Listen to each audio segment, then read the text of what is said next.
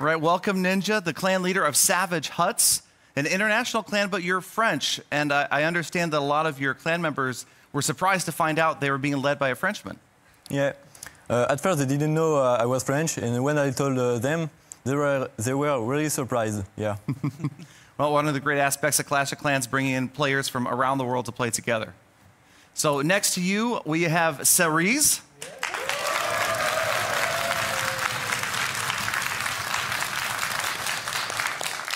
And Cerise, you're also from France. Exactly. You're the clan leader of SKU? SKU. SKU, okay. Yes. What does SKU mean? I mean, it absolutely doesn't mean anything. You know, at the beginning, it wasn't a serious clan. It was just like, you know, random keyboard spamming, and, well, that's it. Oh, all right. So a face roll clan name. Right. All right. But you're also a clan of all people from France, then? Yeah, my clan is a French-only clan, and I think that's what makes our clan, because it's kind of a whole family. You know, we all know very well each other, and I think that's our strength.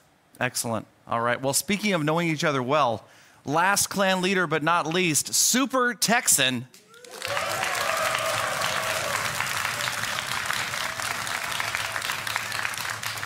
All right, welcome, Super Texan. The reason I say that is because I am a member in your clan, no bias, right. But Super Texan, the leader of Night Mode Clash, which currently is the #1 clan in the world. #1 clan in the world. And you guys we have a lot of different clans, right? How many total Night Mode Clash clans are there? So we have 9 total clans. We have 5 social and 4 competitive. And then it's just a good, well-knit family. It sure is, and a big family, too. And how does one get into a Night Mode Clash clan? So you just join based off your trophy requirements, and then slowly move your way up. Ultimately, the goal is to end a Night Mode Clash and one of the top clans in the world. And not get kicked. Not get kicked. All right, cool. Welcome, you guys. Thank you. All right, now it is time for us to go and meet the YouTubers. And first up, we have Klaus.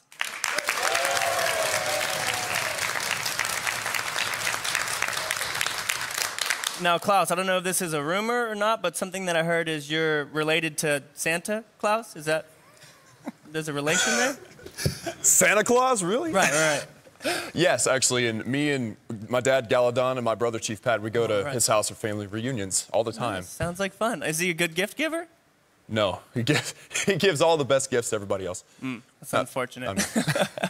Well, we're happy you're here. Next up, we've got Itsu.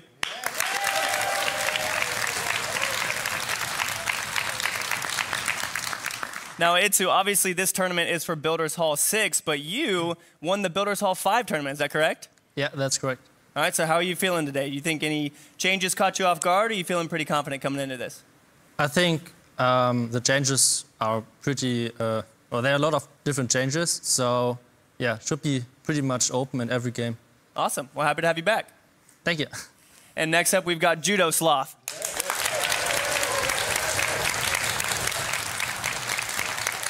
Now, Judo, the thing about games like Clash of Clans, there's a lot of troll names out there. So when I first saw Judo Sloth, I was like, is this guy kidding? But it actually means something to you. So you are a judo master in a sense. When did you start doing judo? Yeah, so I started when I was 6. I've done it my whole life. Wow. All right, and so you competed pretty heavily in that? Yeah, I competed internationally in things. I've, you know, done it quite seriously, so. Wow, that's awesome. So not only do these guys have to be careful when they're facing you in the game, but in person they got to watch themselves a little bit, right? Well, we'll see. We'll see what the outcome is first. Right. Well, good to have you here. And next up, we have Hamps.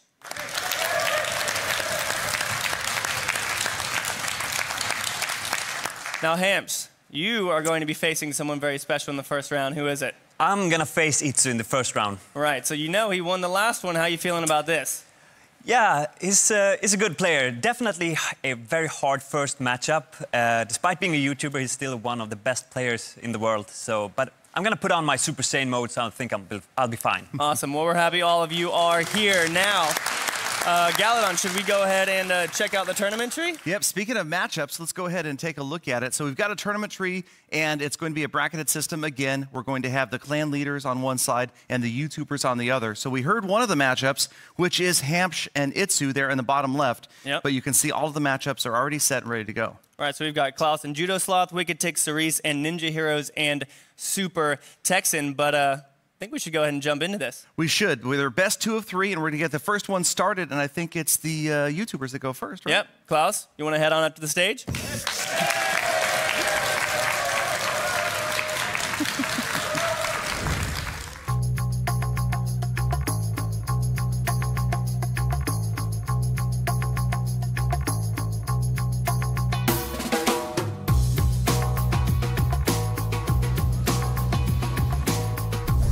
My player name is Klaus, which coincidentally YouTube channel is Klaus Gaming, and my clan is Boston Tea Party.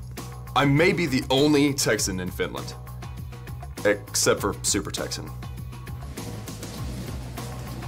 My roommate was like, you need to play this game, it's so good, and I thought, I will get addicted, I won't get any work done, but I tried it, I was right, I got addicted to the game. My channel, I was farming, I was at Town Hall 7. I had dragons for the first time and I found a base.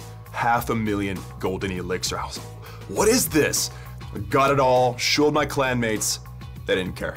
I said, you know what, I'm gonna make a video, put it on YouTube. People liked it, I liked that they liked it, so I made it more.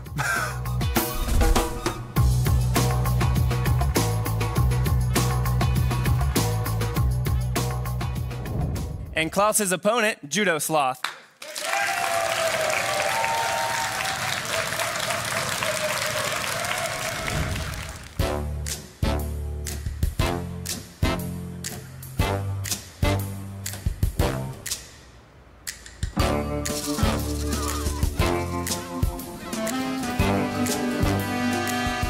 My player name is Judo Sloth.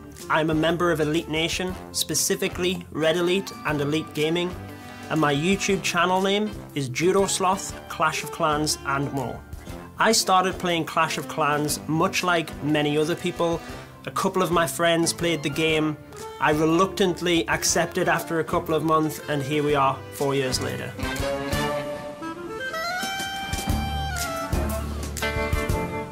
I started my YouTube channel just to make a few videos to help my clanmates with a few specific attacking tips, and then I really enjoyed helping them out, and it just kind of escalated from there to the point where I make videos on just about anything Clash of Clans.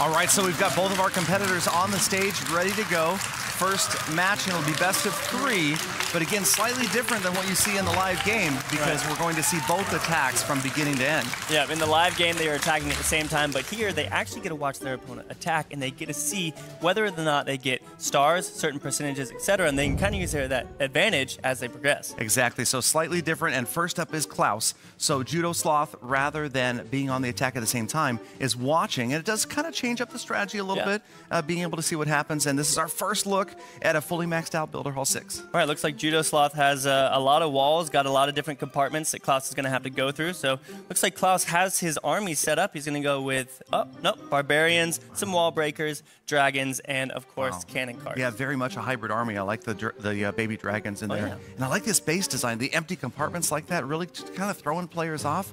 All week, these guys building these bases and really keeping them super secret. They didn't want anybody to see their first brand new base. So here we go. Here we go, starting off with that battle machine ability so that once he gets to the wall, he's going to be able to use it again, hopefully. So he's got the barbarians down, following up the battle machine as well with the cannon cart and the bombers, and let's see how this plays out. Yeah, battle machine tanking successfully right now for the bombers and the cannon carts. You've got them in behind, but now they're going to split up. The cannon carts have gone left, and the battle machine went right. Go in. So that means those cannon carts are going to go down pretty fast on the left-hand side. The battle machine goes in here, nice. He's going to head in there towards those air bombs. He's going to hopefully take that out, and then Klaus should be able to drop off those baby dragons and have a pretty good shot at the core. Exactly. I mean, you really can see this as a kill squad. The idea to get that set of air bombs down. Hopefully he wanted to get maybe the firecrackers, the archer tower, but he's he dropped off that. builder but he hall dropped at off that about baby 70%. dragon down on the archer tower while it was distracted with the battle machine. So here he's still got 2 left. Hopefully this one can get off a couple of shots on the builder's hall. It's not going to be able to, but he does have 2 left. That one actually targeted the cannon. Yeah, it went for the cannon off to the right, and you can see obviously he wants to get in, at least get that star for the builder's hall. So that baby dragon's going to go down quickly and not get the cannon. Not going to get there. He has 1 the cannon's left. got like 5% health left. Now, The will archer he try to deploy this further to the left? No, it went after the cannon again. After the cannon again. Oh, man, that is tough right there. Oof. That is difficult, and it really comes down to that one tile placement like that. Can you get it Really to target does. what you're going? And it was so deep, the target trying to get to the builder's hall, that deep into the village, and that is going to be the end of the attack right there. Oh, 45%. 45% for Klaus. Looks like Judo Sloth made a pretty good defense there.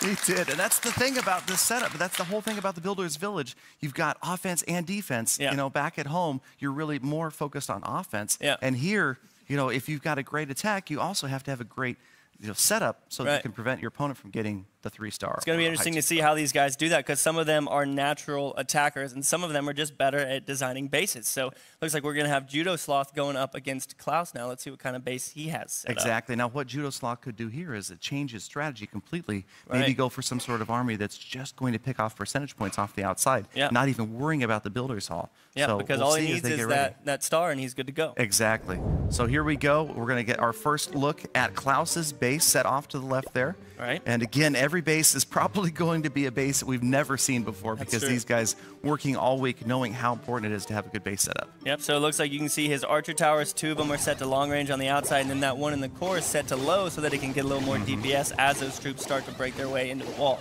Yeah, I mean, that's really added a wrinkle here at Builder Hall 6 to have the 3rd archer tower like that. And I like the odd number because you can't create, obviously, symmetrical bases. Yeah. And it makes for some really wild designs. So it looks like he's going with, he has some wall breakers in there, which is interesting because all of his troops are air besides the battle machine. So I guess he's going to use that to get the battle machine in. But otherwise, it looks like he's just trying to pick up some percentage points right now. He's just going with the beta minions right now, trying to find those spots where they're going to just be out of range. You can see he took out the archers from the guard hut right there. Right. Now on the bottom, he has 1 camp left as well as that gold mine, but it looks like he's probably going to try and come in from the top left because he's focusing on getting those buildings down. There goes the first dragon, then maybe he's going to get these wall breakers down and work his way in. Yeah, I mean, he's got a lot of units left just to surpass his attack right here, so you can see it's looking pretty solid. Yeah, that Tesla just took out that baby dragon pretty quickly, but it looks like he's clearing away here again, and this one baby dragon has nothing that targets air on it right now, so it should be able to move in towards the Builder's Hall. Oh, check this out. Check out the bomber on the bottom left of the there he screen goes. there. Beautiful. Waited to clear everything out, and now it's going to create half. So it looks like Judo Sloth still going after the Builder's Hall here. Right. Yeah, I mean, he's at 45%, so he's sitting really, really strong right now. Oh, no. Battle machine working his way around. Hopefully he'll turn in here. Yeah. Looks like he is going to continue going around, but it's all right because he's at 48%, just needs another thing, and there's the first star for him. So exactly. Easy. Interesting, though, speaking of AI and pathing, that camp got in the way of the battle machine going in and going after the Builder's Hall. He got it anyway and grabbed the 2 stars, so impressive to wrap up this attack. Yeah. And the last dragon looks like it's going to be 59% 2-star. 59% 2-star, so that means Judo Sloth is going to take that first victory. Yep, Judo Sloth is up 1-0, but again, it's best 2 out of 3. Best 2 out of 3. So, and I believe the way we're going to go here next is Judo Sloth is going to be attacking first. Right. But there is, somewhat of an advantage, disadvantage to whether you go first or second. Right. Obviously, if I would always want to choose to go see what the other guy does first, can really alleviate the pressure, especially like you saw in that first battle. Yeah, the first match when Klaus didn't get the star, Judo just knew he needed was at 50% to move in. But it looks like he's been using giants and some night witches. Look at the new night witch. Yes. Loving the Night Witch, and those bats are so fast. Woo. Just devastation. Yes, they are. Now, it looks like Klaus has a different base, so he decided to go with one in the top left corner, and it's a completely different design as well. And it looks like the battle machine is working his way around. That double cannon is up there, and that is going to do a lot of damage to the battle machine. Yeah, that's those really all cannons that's targeted. are tough. Exactly. I mean, the giants look like they're out of range. The witch doing a good job of trying to get that down. The rest of the witch is badly damaged, but they're still up. And it looks like they're... Oh, the mortar's going to take out just 3 of the Night Witches at once.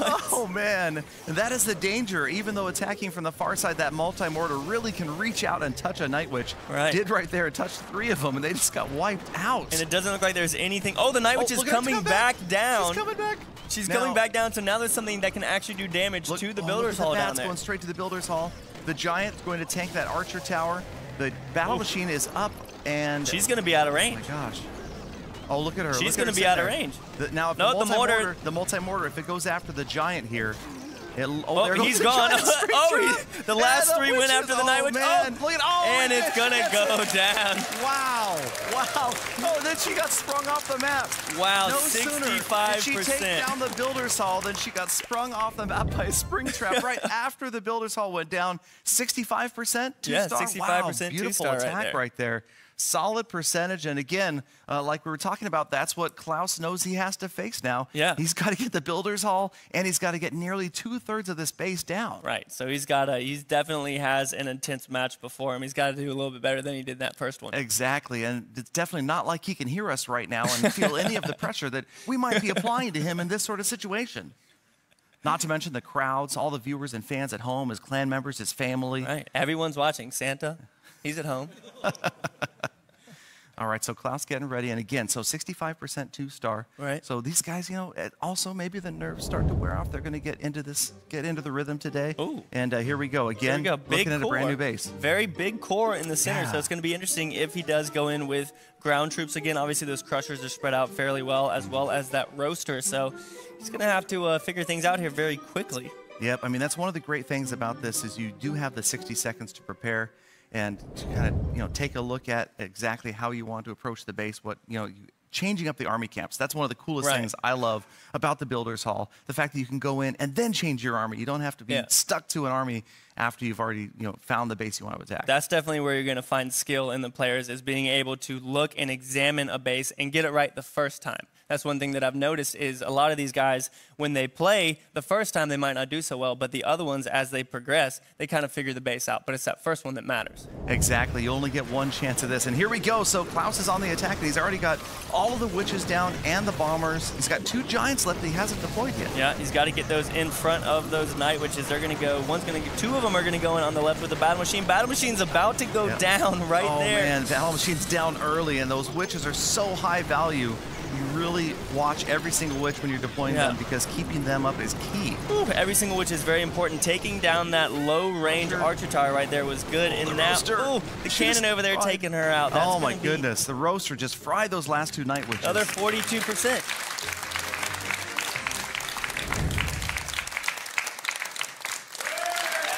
All right, well that's it. That's Judo it. Sloth picks up the first round victory. There he is celebrating, and that was a tough one right there. All right, so the first match is concluded. We have our first semifinalist. Right, we've got Judo Sloth and Klaus, and Judo Sloth took it home. I believe that for him, his defense obviously was really, really good in that, along with his attack. Oh man, those bases! I'm telling you, I just can't get over these new base designs. I'm going to be taking screenshots. It's a lot of fun seeing what they come up with. But let's go ahead and talk to the players over there. Klaus, how you feeling, man? About as good as you'd expect. What do you think you could have done different? Honestly, I mean, judo's defense. I mean, obviously you learn defense in judo, but his defense was solid. And, I misclicked probably a couple, didn't misclick, but just, a little bit of nerves, a little bit of giddiness, excitedness. And his attacks were also pretty awesome. He had a little luck. That Night Witch getting on that Builder Hall, and just taking it out, that was beautiful. So he beat me defensively and offensively. Right. Good job, man.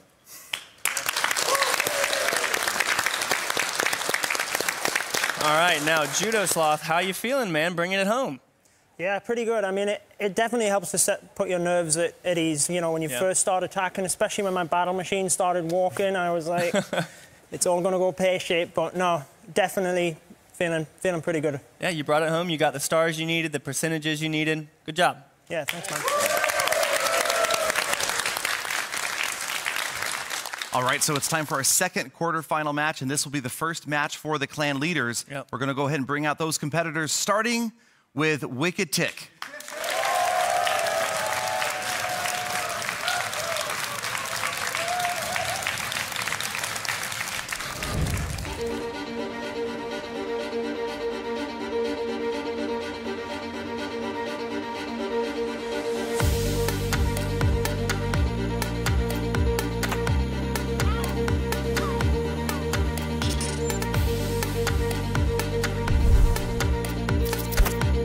My name's Wicketick, and I'm the leader of Plan B.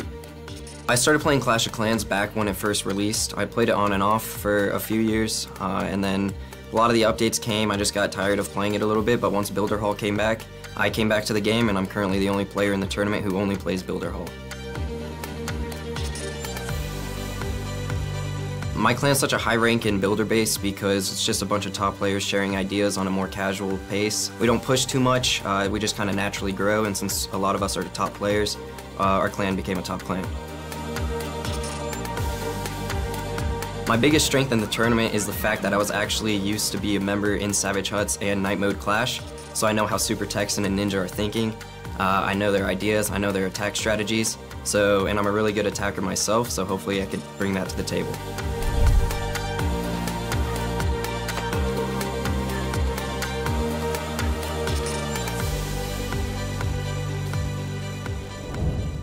All right, Wicketick, the leader of Plan B, is going to be facing the leader of Skew, Cerise.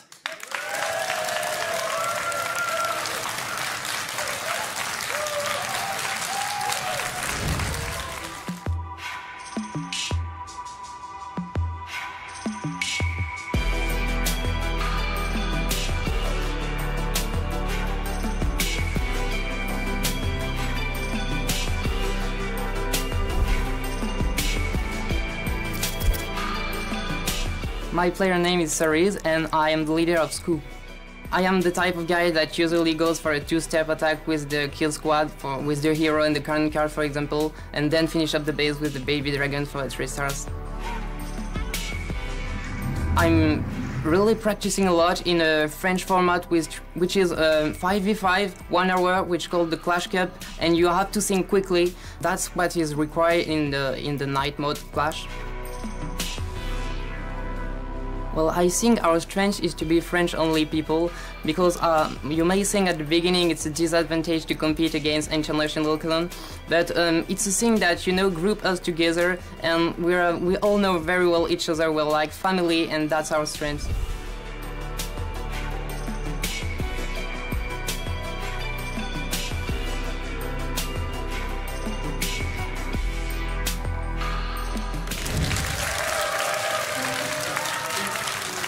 It is time to get the first match between the clan leaders underway. I'm really excited to see how these guys compare in attacking compared to the YouTubers. Exactly. I mean, we've got some skilled players all around, but yes, these guys, you know, from the top trophy clans in the game, so we should be expecting to see some of the top gameplay. Yeah, and Cerise has been playing for a while, obviously, in the regular base as well as builder's base, and then now we've got Wicketick up here, who's only been playing since it came out. Yeah, but apparently Wicketick was a competitive video game player for years, so he's got that experience, and really I think what brought him back was this real-time 2v2, just the way it's got an esports feel to it. Oh yeah, very, very fast pace.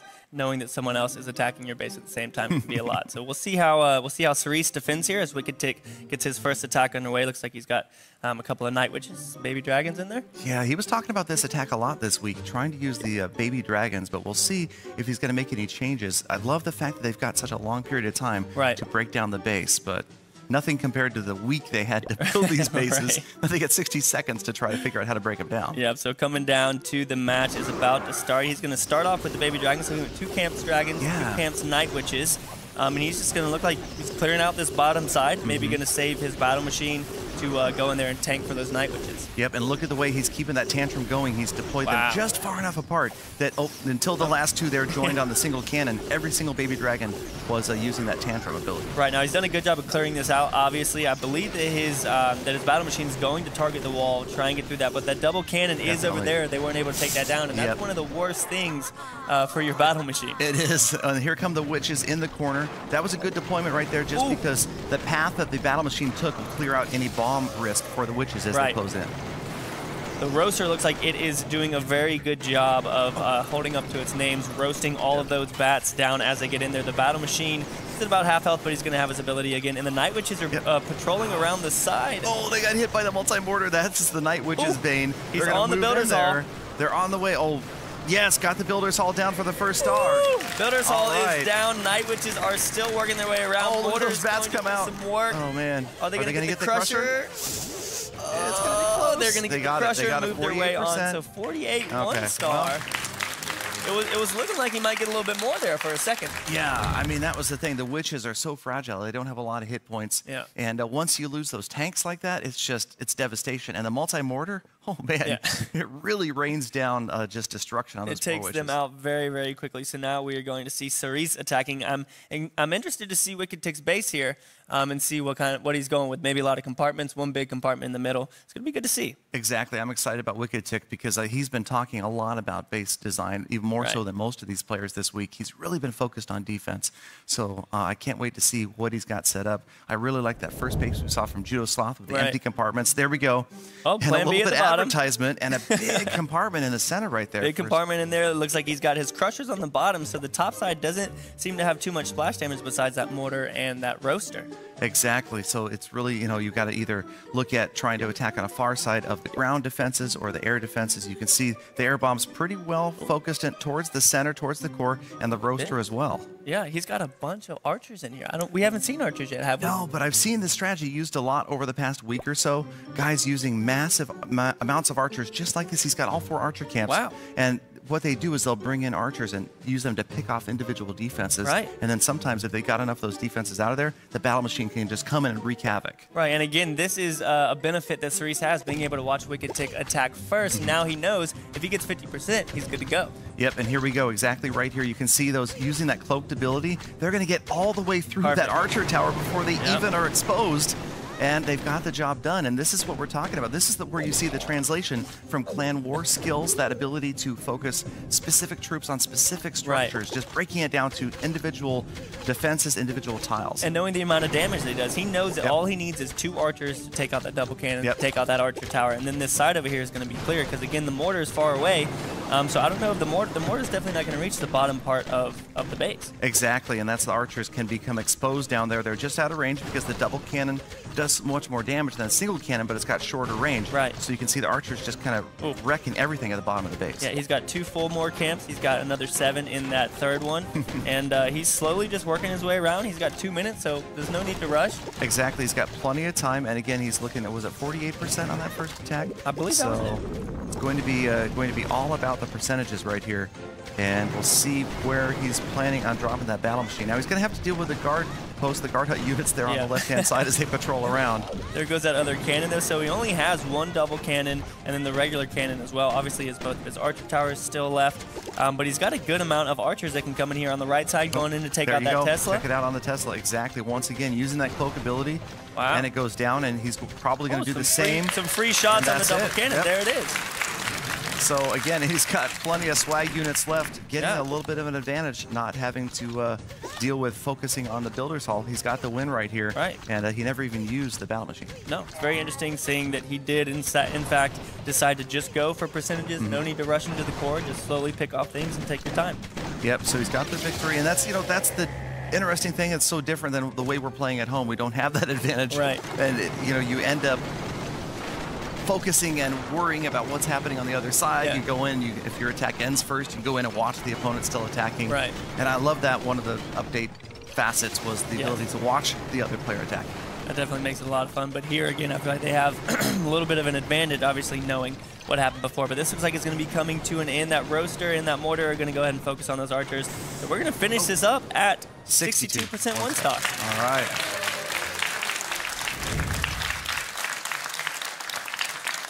All right, so there you go, 62% 1 star. So the first round goes to Cerise. Goes to Cerise. And so now again, he actually has another attack right now, right? That's right, yeah. So Cerise comes right back. He attacks first, and obviously that's just keeping it fair because I think there is a little bit of an advantage. Yeah, there definitely is. Yep, okay. So now with Wicked Tick being able to see this attack, he's going to know when his comes up what he needs to do. Exactly. And again, best of 3, you guys, in the quarterfinals. The semifinals, also best of 3. Then the finals and that bronze medal match, the match for 3rd and 4th place, will be best of 5. All right, so let's go ahead and get this thing underway as Cerise looks at the base, figures out what he is going to do. Ooh, another big, very big stretched rectangle. out base. Yeah. There's a lot of free percentage up at the top, but again, that wall is going to put all of his archers out of range, so he's probably going to go with a different strategy here since he doesn't know how much he needs.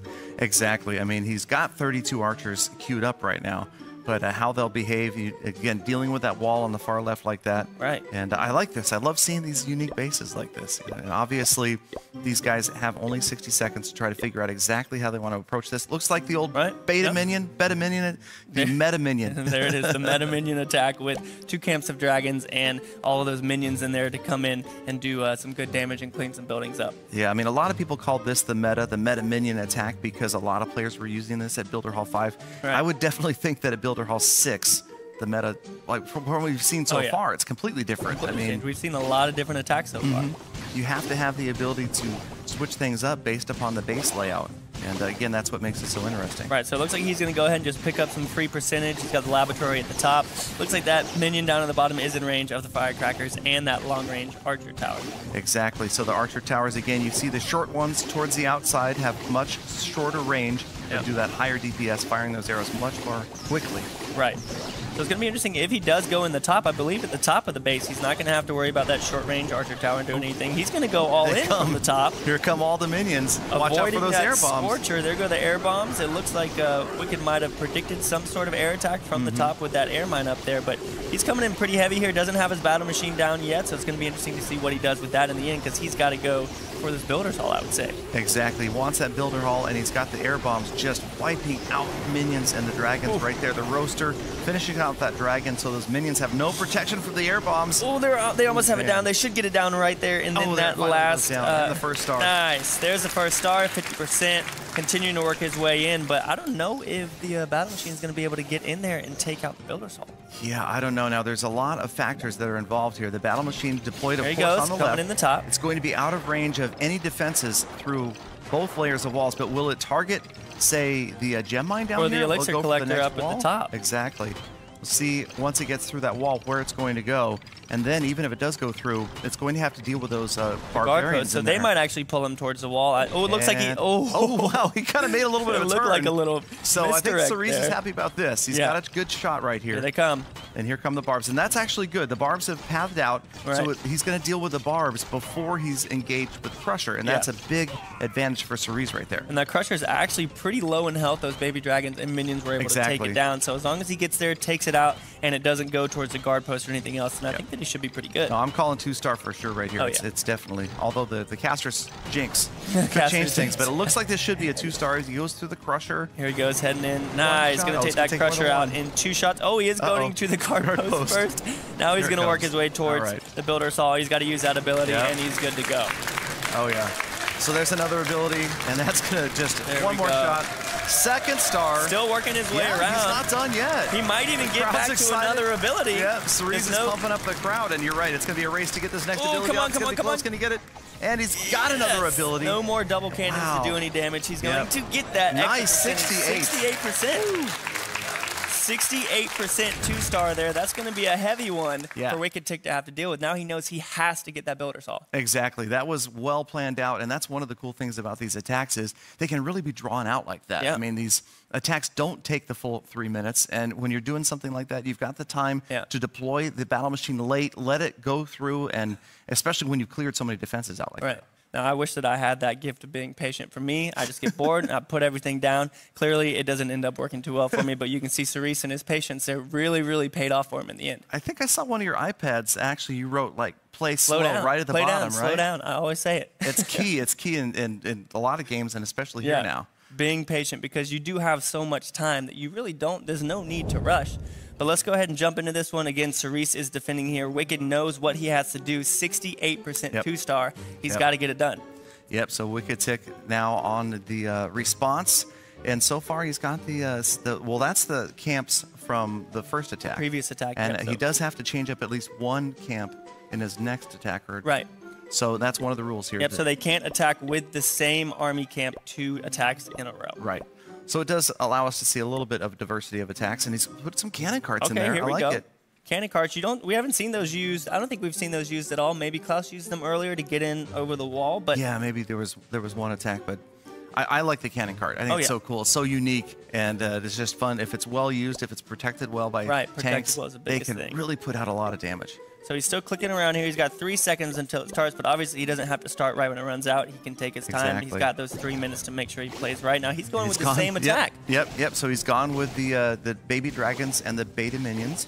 And again, like you were talking about earlier, he's going to pick stuff off in the beginning.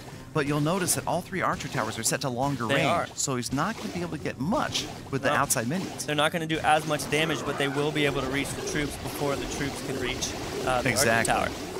All right, so he's got a little bit of a kill squad out here on the left-hand side. Yep, right-hand side, he's using small groups, single baby dragon and a few beta minions. Right now, the thing that you'll notice that is a little unfortunate is obviously the baby dragon doesn't have its ability when there are minions around it, so they're not going to be raged up. But obviously the damage from the minions helps out a good bit. Yep, and you can see the archer tower on the left. Oh man, it's just 1 shot shy of going down. There it goes. And that takes it down, so 1 archer tower down. The one on the right, not quite as much success over there. It's still got a lot of health. Yeah, so, but if he takes it, that one on the bottom left within range of the firecracker, I was going to see if he took his time there, he'd be able to take out that double cannon as well, because that's going to be the thing that takes out his battle machine as he comes in from the bottom here. You can tell he's carving a path in with the battle machine. Now the battle machine's going to go elixir storage, gem mine, and then probably cut into the wall. But this cannon's not going to be touched. That double cannon is barely going to go down. And that baby dragon, if only it would come down to help take out that cannon that has like 2% health. Exactly. I think works a little better. And now you can tell the pathing here leaves the builder's hall deeply embedded. There's at least 3 to 5 structures that are going to have to go down before the battle machine even looks at the builder's hall. He's getting roasted right now. He's sitting at 42%.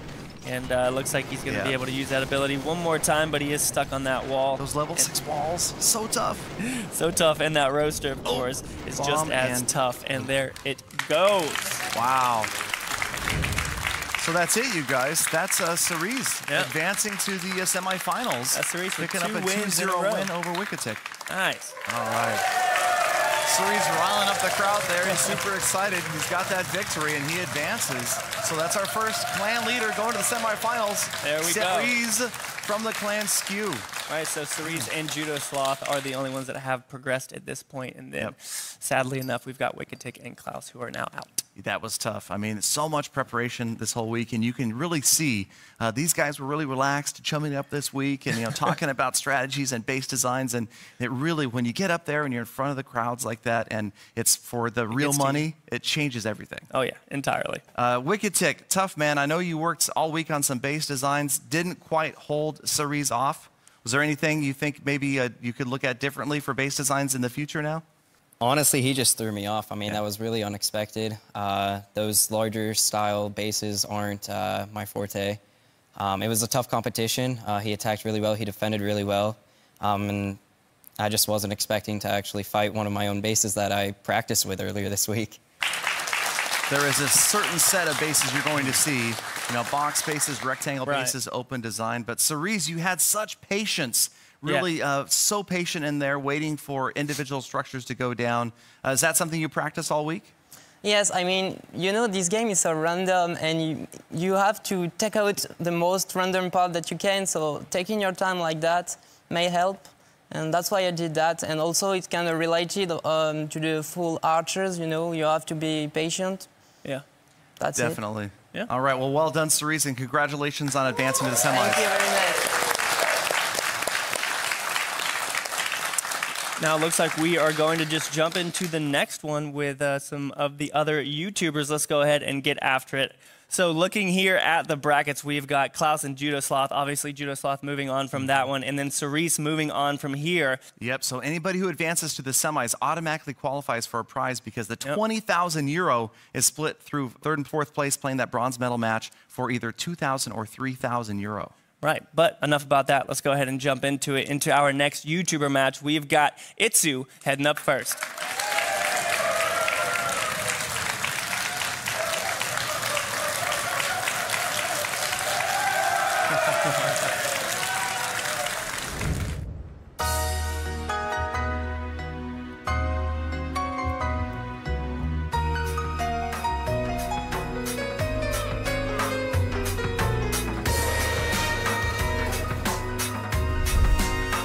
My name is Itsu. I'm from Dark Looters, and I'm hosting the Dark Looters YouTube channel. My channel is all about strategy, which means offense and defense. It's all about base building and trying to create new strategies, showing them to you guys, how to use them and when to use them. I like Clash of Clans so much because there is so much to think about, like strategic stuff, base building, and so you can mix up your attack strategies, you can mix up the defenses, and that's for me all about planning attacks with some clan mates and friends, and it's amazing. Use spam attacks and I will find you and foster you.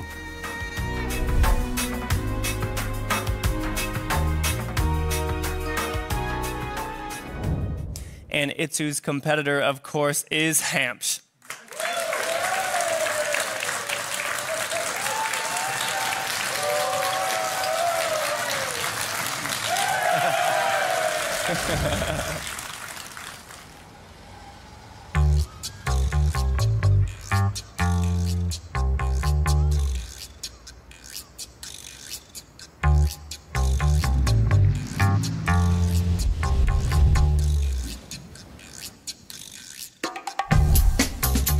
My name is Hamsh. I have a YouTube channel called Hamsh Mobile Gaming.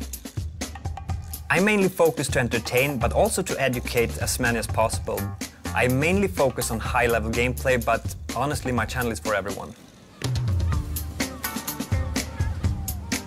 I started playing Clash of Clans about 3 years ago. It was actually my friend who recommended the game.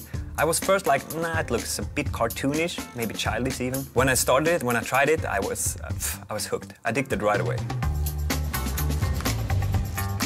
My favorite attack strategy in Builder Base is absolutely baby dragons with meta minions. They're so strong at the moment, you can easily take a high percentage 2-star with that attack. I hope you're sitting down, guys, because it can be really annoying to stand. It's all about having fun.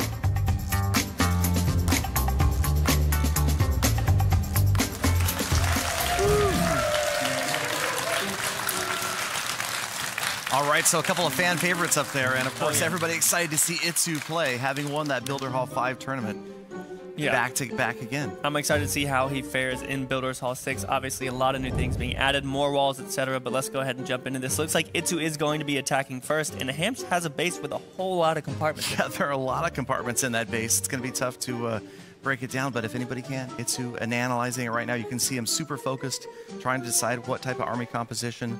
He's got 9 giants and two night witches queued up right now, but we'll see what happens. He's We definitely haven't seen that happen yet. Now, the only thing, one thing I noticed is that the roaster is very far off to that bottom side, so I don't know how much that's going to play into the attack, but obviously he's got his crushers spread out. 2 of his archer towers are on long range, 1 on short, so that's going to be interesting to see as well. Itsu switching, he went to all the barbs, then he switched around. Now he's got baby dragons and cannon carts set up. Battle time just about to start, so he's going to be locked into this army composition. There we go. Ooh, starting right next. Top. Yeah. Hasn't used his ability yet. Looks like he's going to wait on that. Going to go ahead and throw in his cannon carts here as the battle machine tanks. Obviously, the cannon carts shoot over the wall. They continue just carting around behind the battle machine, and it seems like they're going to take out these structures. There he goes using his ability. He's definitely working on the pathing here. You can see, much like maybe a queen walk back at the home village, he's watching, very carefully. Oh, and it takes out that other cannon cart as well. So both cannon carts are now down. All he has is his baby dragons, and a lot of air defense still left up for these baby dragons to have to deal with. Exactly. He cleared that one compartment out, but you've got the firecrackers, the archer towers, and of course the air bombs on the left-hand side, and just baby dragons left.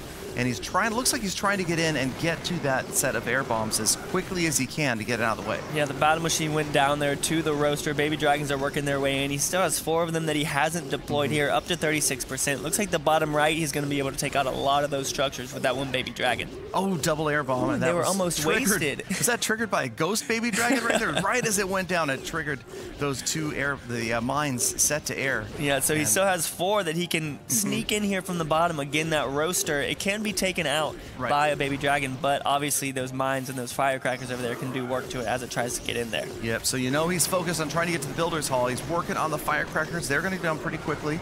Another air bomb. The multi-mortar going down. There's the first start, 50%. Ooh, can the baby dragon get it? Oh, can't quite get the roaster down.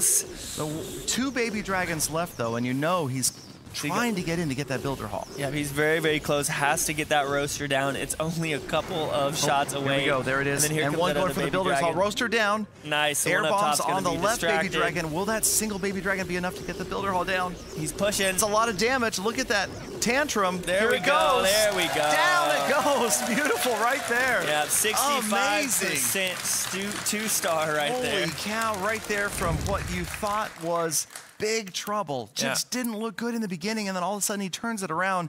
So calm, cool, and collected up there the whole time. Yeah. It was kind of like he knew exactly what was going to happen. Right. And I was worried for Itsu there. The cannon carts went down very early, which is one of the things that he uses to take out those things that can target the air units. So I was definitely worried as well, but coming out with that 65% two-star, that's pretty solid. So absolutely solid. I mean, typically, like you said, the kill squad, the first units out there are going to try to take down more than just the Arch Tower and the Tesla.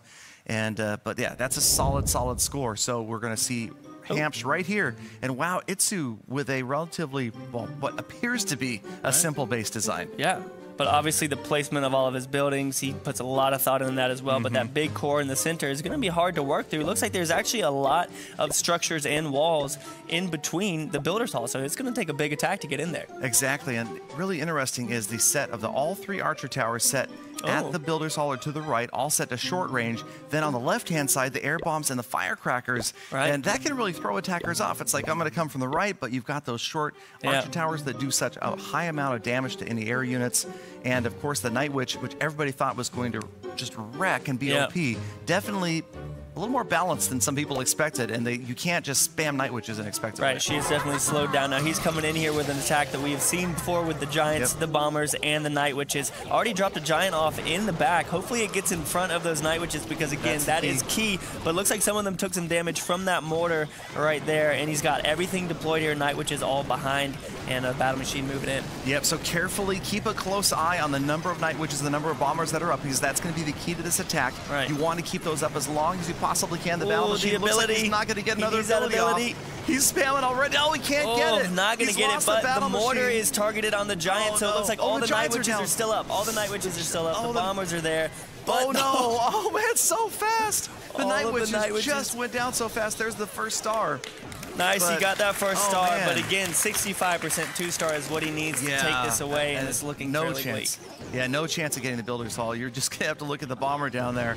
And again, once you lose the tanks, they're just so vulnerable right there, and that's it. Yeah, the biggest thing, you got to keep those Night Witches alive if that attack is going to work. Yeah, I mean, that is such a key. They seem super strong. The Bats move so fast, but the Bats' attack speed is not that fast. When you look at them, they move quickly, but they get in, it's just one attack. Wait a little while, one attack. Right. So you've got to keep the tanks up, and when you lost the Battle Machine, especially the Giants, that attack ended quickly. Yeah, but now obviously Hampshire has another attack to go, so he's got that one out of the way. He's feeling good. He can move into this, and we've got Itsu with one win. Exactly. So Itsu ahead 1-0, and so he is going to be setting up that base to defend against Hamps right here, and we'll have to see what type of base designs Itsu has set up. He's told me that in the regular clan wars back in the home village, these guys can spend an entire week working on one base. Wow. So it looks like he does have another big compartment base. Obviously, this one is more square, not rectangular like the last one. Check out the crusher outside that second layer of walls. That is really unusual. I'm liking this, though. I mean, this is the type of base design that throws people off. You can see that he's got that guard post down there right next to the crusher, so as troops come, they move in there, they try and target those units, and the crusher is going to do exactly what it's named to do, crush them. Crush, exactly. And then you've got the Archer Towers one more time, set to short range, and again, all off to the top right-hand side of this base. Right, now if you look to the right again, he's got those firecrackers in there, when in the last base, the firecrackers were on the other side with those air mines. So it looks like he's going to be going with a fairly similar attack, just no Giants this time. Yeah, exactly. So no Giants to tank, and the Battle Machine's going to wrap around that corner. And man, those walls, they're so tough for anybody except for Bombers. They just blast through even maxed out walls. Yeah, but now there are no walls broken over there on that left side, so it looks like the Battle Machine is probably just going to continue working his way around the base, as these Night Witches are actually doing good work. We've got 1, 2, 3, 4, 5. We've got all of them still up, it looks got that like. multi-mortar out of the way. That was absolutely key. Look at them just blast through defenses right here. Getting in after that Builder's Hall, and you can see on the right-hand side, the Bat's going to take that crusher down before the Witch. No, the Witch gets crushed. There we go, 50% right there. Down. that double cannon was doing work to all of the witches on that side. They weren't able to take it out, and now it looks like we're just going to be sitting at a 50%. Man, so that's it. 1 star. 50%, 1 star for Hampsh. He got his star. It was a solid attack, but it's tough, man. Again, those witches, it's all about distraction, about tanking. And that's a gutsy move to bring in only the battle machine with all those units that are relatively fragile, bombers and night witches, of course. The biggest thing there, of course, was that battle machine not being at the walls when the bombers knocked him out. So he worked his way around the outside, wasn't able to tank for the night witches. I think if he did, it would have ended up a little bit differently. And that is probably something that Itsu took into account when he was building that base. He was hoping that the units would wrap around those open parts and go after the defenses in there. Maybe if they were giants, same behavior. So let's go ahead, get back to the base. As you can see, Hampsh is defending here. Itsu analyzing the base. Probably going to take all the time unless he feels confident. But again, he's got those baby dragons with the cannon carts. We'll see if he decides to use that same army camp. Yeah, so he's got to switch up at least 1 army camp. And all the archer towers set to short. So it'll be interesting to see how that works out. And it looks like he's got, well, all baby dragons set right now. But he's got 25 seconds left to make a decision here if he wants to move stuff around. So the crusher, again, we've got 1 crusher a little bit further out on the lower right there. Yeah, he's got that mortar next to the roaster. The roaster's going to be able to protect that mortar from anything in the air and anything on the ground, because obviously the mortar has that little ring around it where it can't target things right next to it. Exactly, once they get in close. And time is just about to count down, so it's going to be 12 baby dragons coming in. So the first mass dragon attack we've seen. And a lot of this comes down to deployment and timing, getting that tantrum ability to stay up as long as possible. And you can see he's really precise in the way he drops these. Yeah, and that, again, that archer tower up top being set to short range is doing a lot of damage to these baby dragons. 2 of them went out trying to take out that top archer tower. Yep, and you'll notice he dropped a replacement baby dragon right after the first one went down. He wants to keep that tantrum going. And he's down to 5 left. 33%, and again, he knows he just has to be a 50% 1 star. 50% 1 star is all that he really needs. So it's going to be interesting to see if he does push to the core, or if he just tries to pick things off around the outside. He's really in control of this battle right here. I mean, Hampsh is wiping sweat. He knows that he's in a lot of trouble. 39, 42%. Now the battle machine's going to go down. No concern at all for getting the builder hall down. Itsu playing it safe right here. It's just going to go for percentage. Still 4 baby dragons to use at 45%. Has his ability to use, just going to wait on that. Looks like there he goes. He finally targets that barbarian. Now he's going to use that ability, take out that gold storage, and then work his way into the next structure. All right, so this should be 50% as this one goes down. So 1 more structure is going to mean victory for Itsu right here.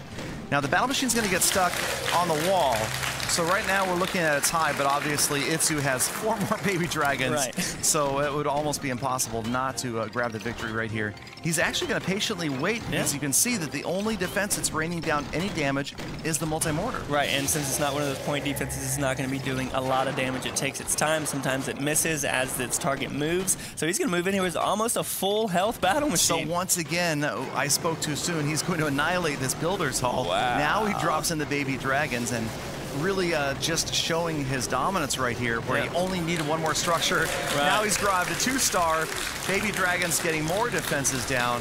He still has 2 dragons left to drop. Still working his way around, and the only air defense, he has 2 full baby dragons up there. He's got that other archer tower, the firecrackers, and of course the roaster, but we'll see what happens here. And look at the baby dragons out of range of the archer tower and the roaster. They're going to take down that crusher all by themselves. He's over 70%. This is the highest percentage damage attack we've seen today. When we were talking, he only needs 50% 1 star. And he's just annihilating this base. Here comes another baby dragon on the right-hand side. He could pass 80% by the time this attack is over. Oh, yeah, he still has that other baby dragon. The one up at the top hasn't even been damaged. Obviously, now it is, but he's working his way in. 80% right there. That other archer tower goes down. 83, and if he gets the double cannon. Oh, so close. 83% right there. Holy cow. Well, I can't say it was a surprise, but Itsu advances to the semifinals and really puts on a school of attack right there, grabbing that win, just making such a strong move towards the closest we've seen to a 3-star. He played that very well, and again, we thought that he was just done, but no, he waited patiently. Clearly, patience is what's winning it for people right now. I love that about the setup. You've got that time, and you've got plenty of time to attack, and when things look lost, you can turn it around because there's just such a limited number of defenses that are out there. You can focus on getting down most of the ground or most of the air defenses versus send in the opposite type unit and grab huge percentage points. Yeah, for sure. But let's go ahead and talk to the two competitors over here. Itsu, my man, you took it away. How do you feel? Kind of revealed, so yeah, getting through the first round, really nice. All right, did those attacks go as you planned?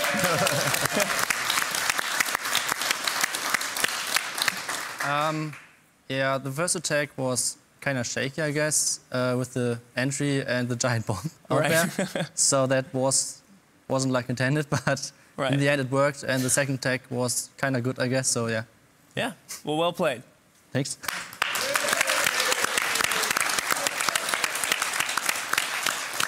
Now, Hamsh, as we mentioned before going up there, Itsu was a pretty strong competitor. What do you think you could have done better? Yeah, I think I should have choose some other socks. I felt a little bit of an itch when I was on stage, so that threw me off guard, really. But no, I don't feel bad losing to Itsu, really. It was a good game. He's a very good player. Yeah, well played. I'm happy that you're here and you're able to experience this with us. Now, we've got another match to go to. Yeah, exactly. So he said, it's not going to be me that sits down and loss, it's you. Oh, it's you. Itsu. I see what he did there. All right, so the next set of clan leaders are going to be up. This is the last quarterfinal. Again, everybody who is advancing is going to pick up a prize, a big prize. Right, so out of Judo Sloth and Itsu, whoever loses is going to move down to that bronze round. And then again, after we see who wins this next match, we'll figure out who is going to be in that third and fourth place. But you want to go ahead and invite them up? Let's do it. Let's bring up Ninja Heroes.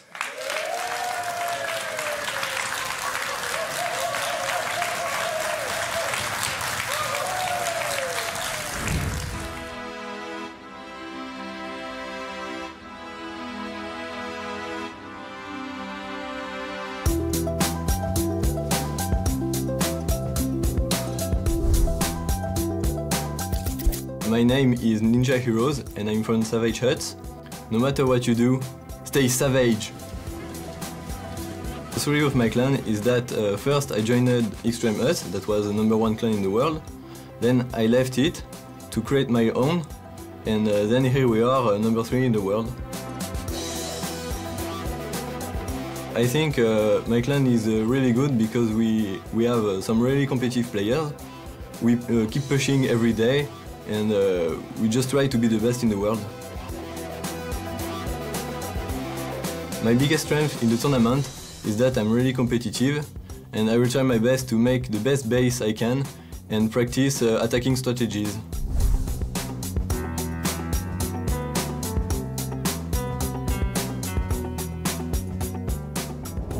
All right, Ninja Heroes, the leader of Savage Huts up there. And last but not least, from the clan leader side, none other from the state of Texas, Super Texan. Woo.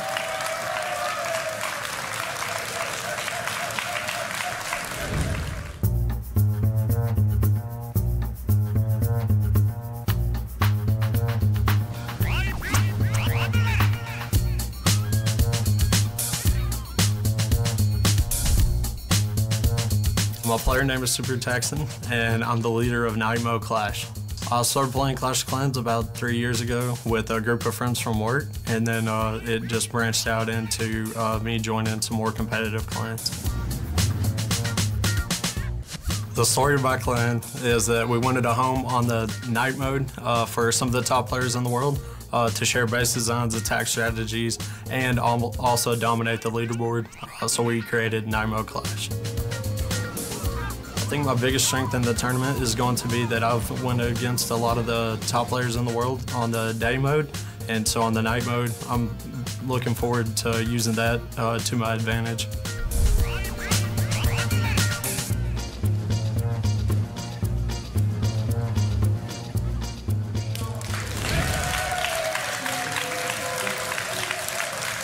All right, so we're going to go ahead and get this final round underway. We have got Super Texan up there, the leader of Night Mode Clash, #1 clan in the world. It's going to be interesting to see how he does. Exactly. So he's got a lot of people at home rooting for him, a lot of clans in the Night Mode Clash family. And this is, again, it's the last quarterfinal. So we'll have the semis set after this. All right, so let's go ahead and jump into this again. Looks like Super Texan is going to be defending, and then Ninja Hero is going to be attacking here. This is an interesting base. I think we talked about this the other day. This reminds me of an old kind of Southern Teaser style base that you would have seen in Clash.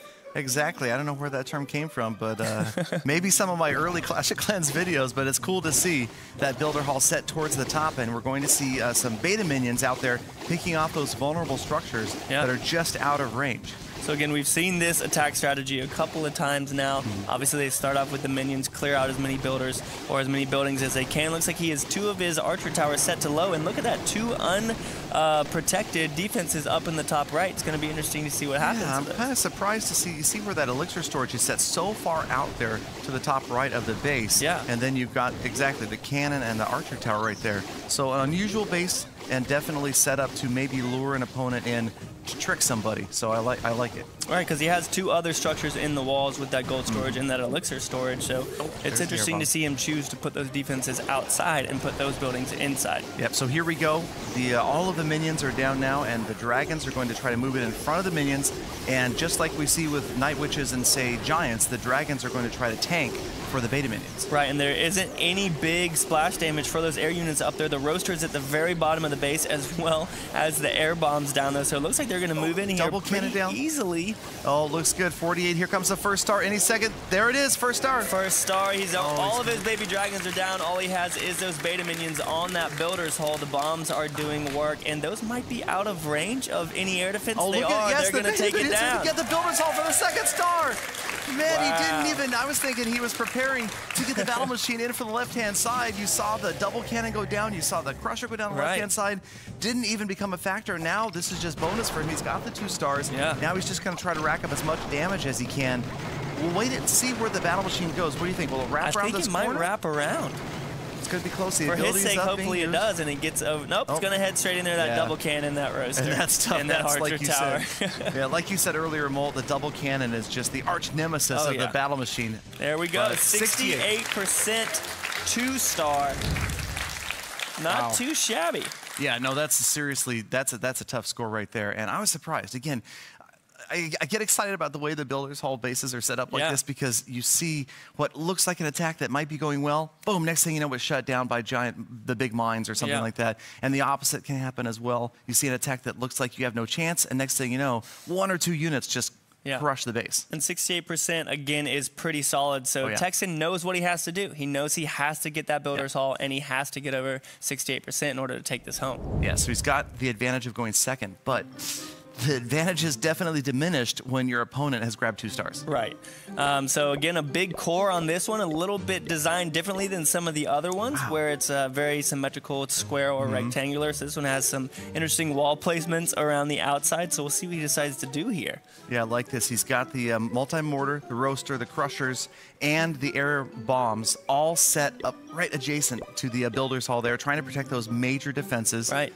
And we'll see all baby dragons. All baby dragons. And again, we've got all of the archer towers set to low, so they're going to be doing a lot of damage to these baby dragons as they work their way. And it looks like he's just wrapping around the base, clearing up the outside, maybe trying to make a path for his battle machine. Yep, and again, I love the spacing. See how every single baby dragon is using that tantrum ability. The one at about 4 o'clock went down, and he immediately dropped another one, keeping it in there.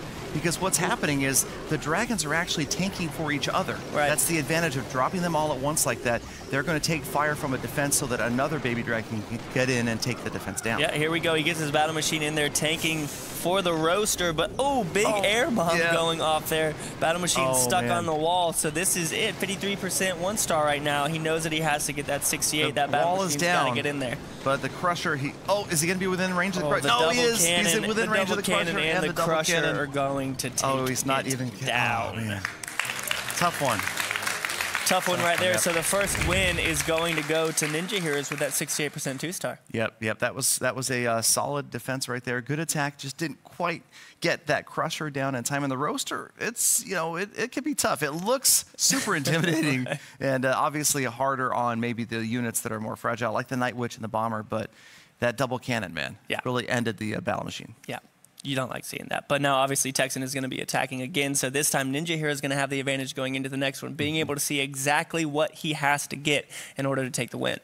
Right. So again, each defender has the opportunity to switch out their base design, and the attacker must change out one of the army camps. So you won't see the exact same attack over and over. But the cool thing is, they're really being forced to change their army camps up because the bases are so different. And here we go. Next look at Ninja Hero's next base. All right, so right now he's got the beta minions and the baby dragons. And here is, his other base looks a lot different than the other one. It's a ring base. He's got 3 different wall sections, so it's going to be hard to get in there to the Builder's Hall. Exactly. It's so cool when you see the translation of the home village base layout, the same name, Southern Teaser Ring Base, and you see that same basic fundamental behind the design. You've got those center walls trying to protect that Builder's Hall. But again, Super Texan looks like he's going to go with minions and dragons, so walls a non-factor in this one. Yeah, not a factor. And we can see that the Archer Towers, again, are set to low range, so they're going to be doing a lot of damage. He's got the Roaster on the right side and those air bombs on the left, so he's got a pretty good coverage for some air splash damage, so it's going to be interesting to see how these minions and these baby dragons fare against it.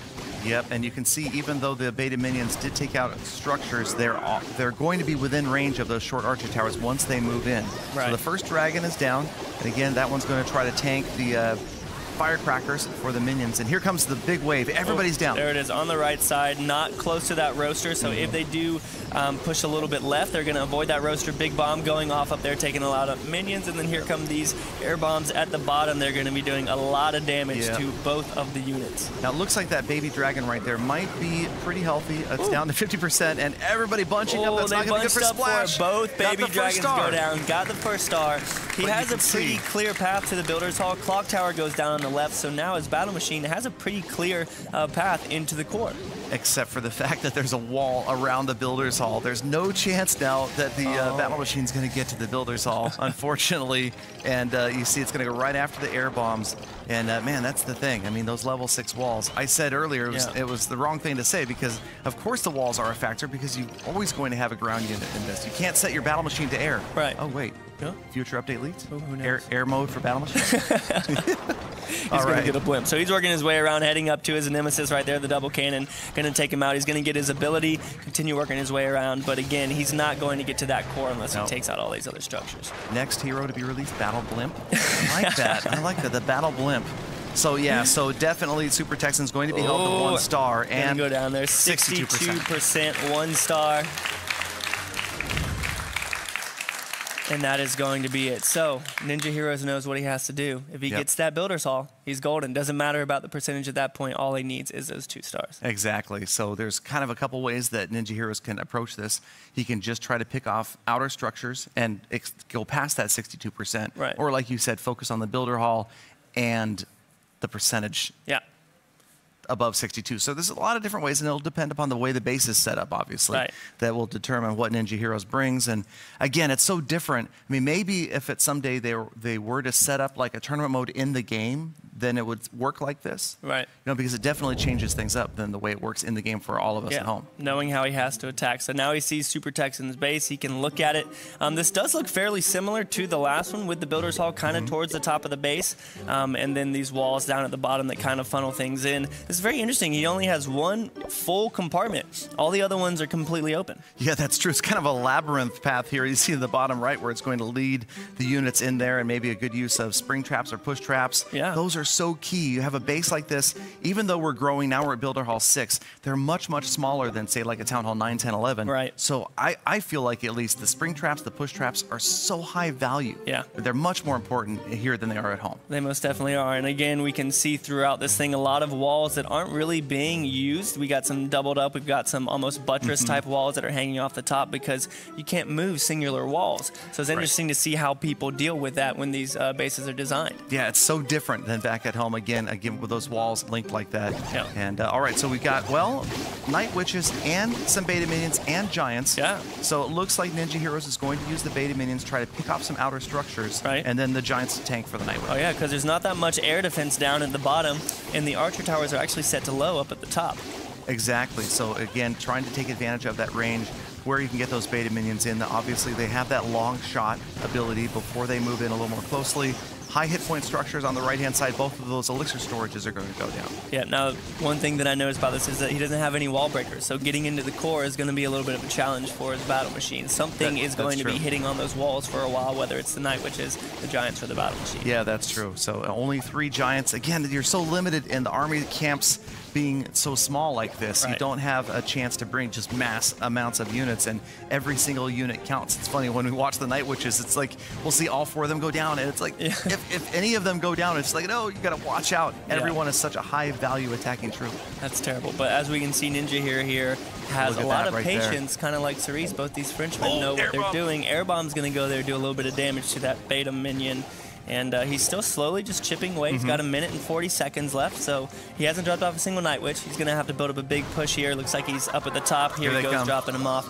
Yep, here they come, and they're going to move in. And there are the Giants. Push trap, sending them into the Crusher. They get sprung in, and the Crusher's going to annihilate them. Are they going to take it down? They are not. Man, the they're all Giants down. That was down. Brilliant. I love that placement of this push trap right there. Look at, you've got the Barbarians out to face the Night Witches. Oh, a Night Witch. Oh, he lost the push traps all over the place.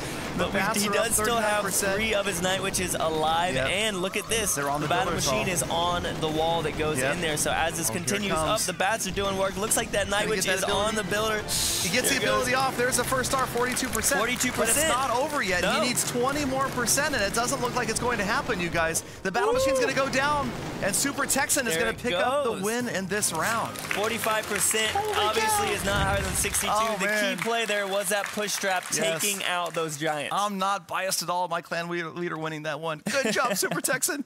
But no, that was exciting. That is so interesting, the way the dynamic works again. The Builder's Hall goes down, but then he's got to get the percentages. I love, again, I was just talking about the push traps, and then you see the push traps go off. I love the push traps. They're so much fun to watch. Now, I believe this is our first 1-to-1. Is that correct? That's right. We've seen 2-0, 2-0. 2-0 for the first 3 quarters. So now we're at 1-1, you guys. This is it. This is the rubber match. This is for all the bananas. They know what they have to do. These guys advance a minimum of €2,000 in prize money. Nice. So it's all on the line right here. I'm sure that's on their mind as they're up there figuring out what base they want to use and what attack strategy. So Super Texan is going to be defending here, and this, I believe, is the base that we just saw. So Ninja Heroes knows where that trap is. Or does he? Ooh, did it get switched? Did he switch? Could he have had 2 different base designs with the traps moved around? So you never know. But yeah, so, and again, it's going to be the dragons and the beta minions for Ninja Heroes. And we'll see how things change up. But you're right, it does look like the same base. Yeah. And if it is the same base, then those push traps are not going to be a factor. No, and those were definitely the biggest factor, without a doubt, in that last match with those Night Witches and the Giants getting thrown around. So it looks like he's picking off these outside structures again with the minions, taking his time, being patient. He's got 2 minutes and 30 seconds. Exactly. Plenty of time to go. Beta minions taking out those structures. And you see the Tesla. Was that there the first time? I don't remember if that Tesla was there the first time or not. So it could be one of those things. Is this like a mind game working here? You think it's the same base, but it's not the same base. There's a couple things that have moved around. You don't know what's going on. Who knows? Confusion, mass confusion, dogs and cats living together. You never know. Here you go, sending in everything right there. All the minions in the back going full force into the Builder's Hall. Let's see what he's going to be able to do here. All of his baby dragons got a lot of health, but none of them, again, have their ability activated because they are surrounded by beta minions. By the beta minions, yeah. So it's a sacrifice you make by dropping the baby dragons, but look at them get in there. Look at the beta minions are on that Builder's Hall. It looks like it's about to go down for the first star. There it is, 1 star. And the second star right behind at the top, grabbing that gold storage. Oh, look at the Crusher is still up, and that's second star. Second star right there, 50% 2-star right now. All of those beta minions are going to go down, so all he has left is this battle machine, but it looks like there's a pretty good amount of buildings towards the outside, so you can slowly chip away and add more percentage. Exactly, so where do you go here? On the far left, the clock tower has a huge amount of hit points. Right. Those 3 structures, though, all pretty weak, and it looks like the battle machine dropped here is going to path upward and to the left. So those 3 structures easily, and then the clock tower will slow them down. And again, with that archer tower being at its height, it's not going to be doing as much damage. All the double cannons are down. So if he had gone right, he wouldn't have had to worry about that. But on the left, all he really has to worry about is this mortar that's not going to do that much damage. and that long-range archer tower. So he could slowly work his way around to the other buildings. And he had no chance of touching the Crusher. Was that okay? That was one of the guard hut units went down there. He's just going to work his way, and this is what we're talking about. It seems like the attack is over, and boom, boom, boom, all these structures keep going down. Battle Machine, especially at level 10. Level 10. I mean, he was nerfed a little bit. We saw that he's gaining less hit points per level from 5 to 10. Right. But still, look at the devastation. There goes another ability. He's going to keep going. Now, the biggest problem he's going to have on this right side, I think, is going to be obviously the Roaster and the Tesla. Let's see if he can get he's out of range of the Roaster. Did you see him go out of range of the Roaster? And then he's got two more. Another one? Oh, man. 71% right Holy there. Cow. 71% two-star. 71% two-star. That's not too bad. That's definitely up there with the highest percentages of the day. Absolutely. I think that is definitely a tough number to beat. And again, so many structures taken out by one single unit, the Battle Machine. And again, that's one of the things I really like about the setup of the Builders Hall is the fact that you can, again, take a bunch of structures out, and the Battle Machine, even though he's the only ground unit of that attack, probably grabs, what, 20% of that village? Close to a lot of the percentage of that village. Now, obviously, we just saw Super Texan's base, so now we're going to see him attack. We're going to see what happens here. Exactly. So this, like we were talking about earlier, yeah, there is sort of an advantage to going second, but not when your opponents grab 2 stars. It's like you can't possibly sit back and go, oh, I just got to grab the Builder's Hall, or I just need X percentage. He really has to pull off a super solid attack right here. Right. Now, I believe that this is a base that Ninja Heroes used earlier that worked really well for him, so why fix it if it's not broken? I feel like I remember seeing this, again, with the Archer Towers on short range, a lot of DPS in this attack, so it's going to be interesting to see where he goes from. Yeah, so Ninja Heroes really counting on the fact that the base was successful in the first defense, but Super Texan now has a chance to see something familiar. He knows what went wrong the first time. He's got plenty of time to change things up, and it looks like it's going to be Night Witches, Bombers, and Giants. Okay. I like it. We've seen that before, so all he has to do, obviously, the Bombers are going to make their way in. The biggest thing is going to be being able to get that Battle Machine in the walls as long as it doesn't continue around the outside. Right. That could really mess up the attack. Yep, so you have 8 super high-value units, the 4 Night Witches, the 4 Bombers. We're going to keep a really close eye on those, you guys, as we move in, because they're so important, especially with these level 6 walls. Right. So we see he drops off 1 Night Witch up at the top, and now he's spawning the rest of them at the bottom. So up at the top, those bats are just going to kind of work their way around and be a little bit distracting. It's going to go down to that cannon. And the wall breakers did not break the wall, so the Battle Machine is going to work his way around the outside. You're right, but a couple of Giants did come in. They were a little bit late in getting the walls down, but look, he's coming back. Working his way back. He's coming back. All right, but the Giants are just about out of there. Now, that Battle Machine is pretty far away from any crushers, but you can see again, the Night Witch on the right-hand side just goes down. It just goes down. All he has left now is his Battle Machine, that double cannon in range. Oh, there's a Night Witch off the screen on the right-hand side. A Night Witch there she is. Where you can't quite see. Oh, the Battle Machine goes down. 48%. There it is. And just the lone bomber. That's it. 48%. That's going to move Ninja Heroes on into the next round. Yep. Ninja Heroes picks it up. Our first 2-1 match. So close, each guy winning a battle, but Ninja Heroes had a lot of success with that base both times. Yeah, so we are now done with the quarterfinals. We're going to be moving into the semis after this, and it's going to be interesting to see who comes out on top.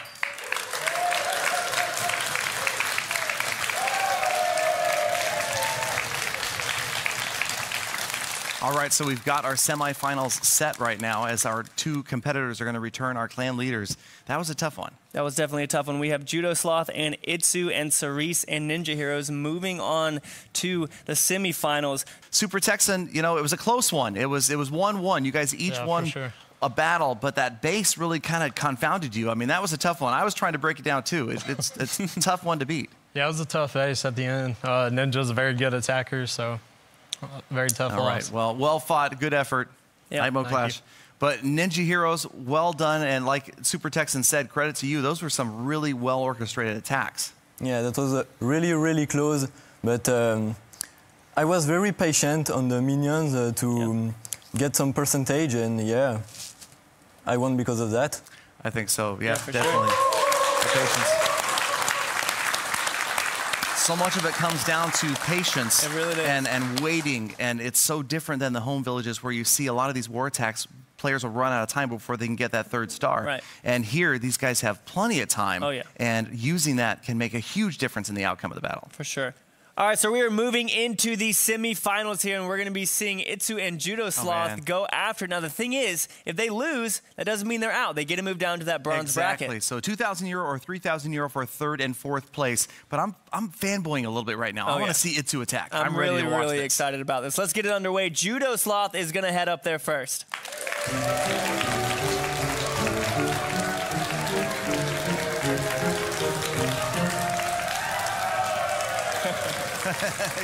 Getting the crowd behind him. And Judo Sloth's opponent, the one, the only Itsu, make your way up there.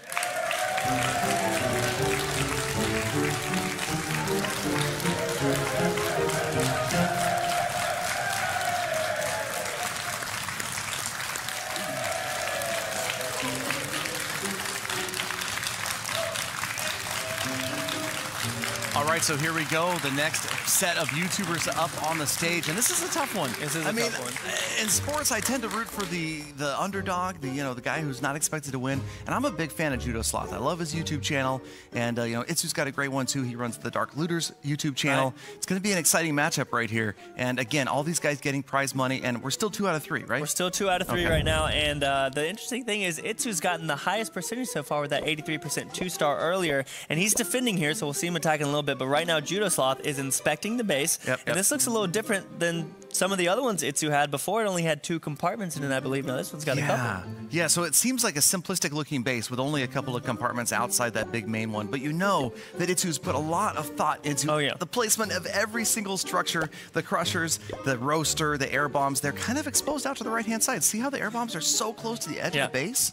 I don't know. I mean, that would throw me off. That would be like, oh, okay, well, I'm going to go take out the air bombs. But you never know. All right, let's see what Judo Sloth does with all ground. Ooh, he's got Barbarian Rush. Barbarian Rush with a couple of bombers. Now, the thing is, it depends on where he goes in, because on that top left, he's got that crusher and that roaster that he has to deal with. There goes a push trap, only going to take out one of them, so not too big of a deal. He's going to send in his battle machine in from the bottom with the bomber, so it looks like that's where he's going to be attacking from. Yep. Look at the bombers one-shotting those level 6 walls. That's the thing. Every other troop just struggles against these level 6 walls. The bombers just obliterating the walls. There we go. And now the Tesla going down. It looks like we should see the battle machine turning around is going to have to turn around and work his way in. Oh, he's got to get his ability off. Looks like he's going to, and he's still got a whole nother camp of barbarians to get in there. And the crushers are off to the side, so he's already on the builder's hall. Not going to have a problem getting those barbs in there either.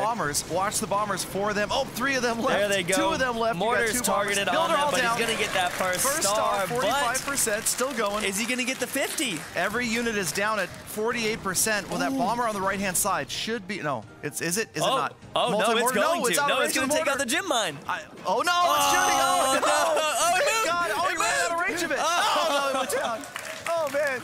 He was like out of range, in range, so much of a time delay between the attacks of the multi-mortar, and then it looked like maybe he was going to outrun it for a second. That's tough. I mean, it always targets the closest structure or the wall. So it was actually targeting the wall, even though it was damaging the gem mine, and the wall went down, then it moved, and the gem mine didn't go down in time because the multi-mortar fired on it. It was crazy. He needed that, because that would have been 2 stars, and that would have forced Itsu to have to go for the builder's hall, but now he doesn't have to. All he needs to do is get 50% whichever way he can. Exactly, and that, again, is that huge advantage to going second. Don't have to worry about going after the builder hall, even though that is what went down for the first star. Now Itsu can just go, I'm going to go around the outside. I'm going to ring it with whatever he has, and it looks like right now it's 12 baby dragons. So we've seen this base before from Judo Sloth, and there are a lot of buildings around the outside, so it's going to be interesting to see what, I don't know how he goes about this, but again, all he needs is 50%. Exactly, and this was such a cool, successful base in the beginning that I'm imagining we're going to see hundreds, if not thousands, of these bases spring up in the live game. Oh, yeah. But will it stop just a percentage attack? That's the thing. You know, it probably is going to have a harder time doing that, even though 2 of the 3 archer towers are set to longer range, and they're towards the outside of the village. They are towards the outside, so they can reach it if he decides to use archers or the beta minions. So it's going to be interesting to see what he does here, but again, maybe like we saw earlier with all those archers, might be able to make it happen. Yeah, well, he's got 5 seconds left. It looks like he's just going to go with 1 camp of archers and then 9 baby dragons.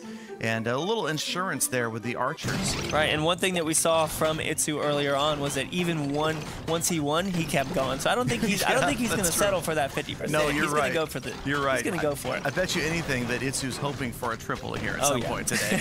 And I would say that the percentage right here is going to be relatively easy for him with all of these dragons that he set up. And there are the archers using that cloak ability. And no doubt, especially the one at the bottom of the screen, well out of range of anything. Right, and one thing that I notice about him is that he doesn't get lost in the moment of what's happening with his battle machine or anything. He continues to scroll around, continues to deploy more archers, which honestly can be a struggle for a lot of people. They get caught up in the moment of what's happening around their battle machine, and then they forget that they could be taking advantage of other things. It's so easy to get tunnel vision and be focused on one thing. If there's one specific defense that maybe is not targeting what you want it to target, or you're trying to keep the battle machine up, especially a lot of people get focused on pressing the button, trying to get the battle machine's ability to go off. Yep. And there it is. So there it is. Right. There it is. He's already taken this one home, but he's still got 3 baby dragons that he hasn't deployed yet. It's going to be interesting to see if he continues to try and learn a little more about this base, or what happens here. Yep. So there they come at the top. He's just kind of wrapping up the attack there. Lots of structure still surrounding the Builder's Hall, so it'd be a surprise if he were to grab the second star, but the percentage, more than enough to give him the first, but this is best of 3. Right. So Judo Sloth is going to have a chance to come back, and Itsu again will be attacking on the next round first, though. There we have it. 74% 1 star right there. All right. So again, Itsu's going to be, I imagine, facing a new base from Judo. He does have to switch up one of his army camps, so he can't go with that same strategy. So it's going to be interesting to see what happens here. Yeah, who knows? Maybe that's why he switched out to an archer if he's thinking ahead like a chess match. That's true. He wanted to be able to use all baby dragons in the next round, so he switched one out even because he knew he could easily grab the win probably with percentages, even with a camp of archers. Now, if he wants to, if he needs to, he can go to all baby dragons in this next attack. Yeah, and I would dare to say that his favorite troop is probably the baby dragon. We saw that work for him in the last tournament. Exactly, in Builder Hall 5. And then now he's been using it a good bit here. So here we go with the same base design from Judo Sloth, but obviously Itsu wasn't able to get the 2-star on that last one, and that's going to be important for him to get here in order to make it a little harder for Judo in the next attack. I mean, I would not be surprised if Itsu is thinking about these things like a chess game. He's thinking about what base could Judo Sloth put up next? What if this one comes up again? Do I want to be able to use 12 baby dragons? Yeah. I mean, this is the Judo. I mean, Itsu's probably thinking about what he's going to be doing as far as attacking next week, not only with the next battle. He's thinking very far ahead. So he's coming in the same spot as he did with the last one with the battle machine. He's going to work his way around and then start taking out that archer tower as it is distracted on the battle machine. Probably going to drop off a baby dragon up there or something like that. Yep. There it goes. Except this time you know that he is definitely focused on grabbing that second star. He knows that he's not going to be able to rest with just a 1 star. No. So clearing from, it looks like the left-hand side, that's where he's going to be trying to get in. Most likely, baby dragons to take down the Builder Hall. And here we go. Looks like it is going to be moving his way in. The crusher from the other side of the getting wall. in from the wall. Oh, that is not So he's not going to be able to get into the core. He does still have 4 baby dragons that he can use. And if this one takes out the roaster, that's going to be big for him. Oh, we got the roaster down. As he goes down. So he's still got 4 baby dragons. He can go from the top. Obviously, that archer tower that's low is going to be doing a lot more damage than if it was at long range. Look at that fast fire. In there, both of the baby dragons. Both of the archer towers on it. Look at the one on the right's going down really fast. There's the first star, 50%. Here we go. 53. Archer tower goes down. Moving in. Moving on. Look at how archer tower much at the bottom. Can he get it off? It's going to be close. No, it doesn't look like it's going to happen. Oh, it doesn't happen. He goes. He still has a baby dragon. He's got one more left. I didn't even see he had a baby dragon left. Let him focus really carefully. He's going down to the exact tile where he's going to place this. It doesn't target the Builder Hall. But it did not target the Builder Hall. How low is that crusher? Do we know? Is the crusher? The crusher doesn't have too much damage. Yeah, so but will it go after in, the firecrackers next? Where's it going to go next? It's at half health. It's going to go after the...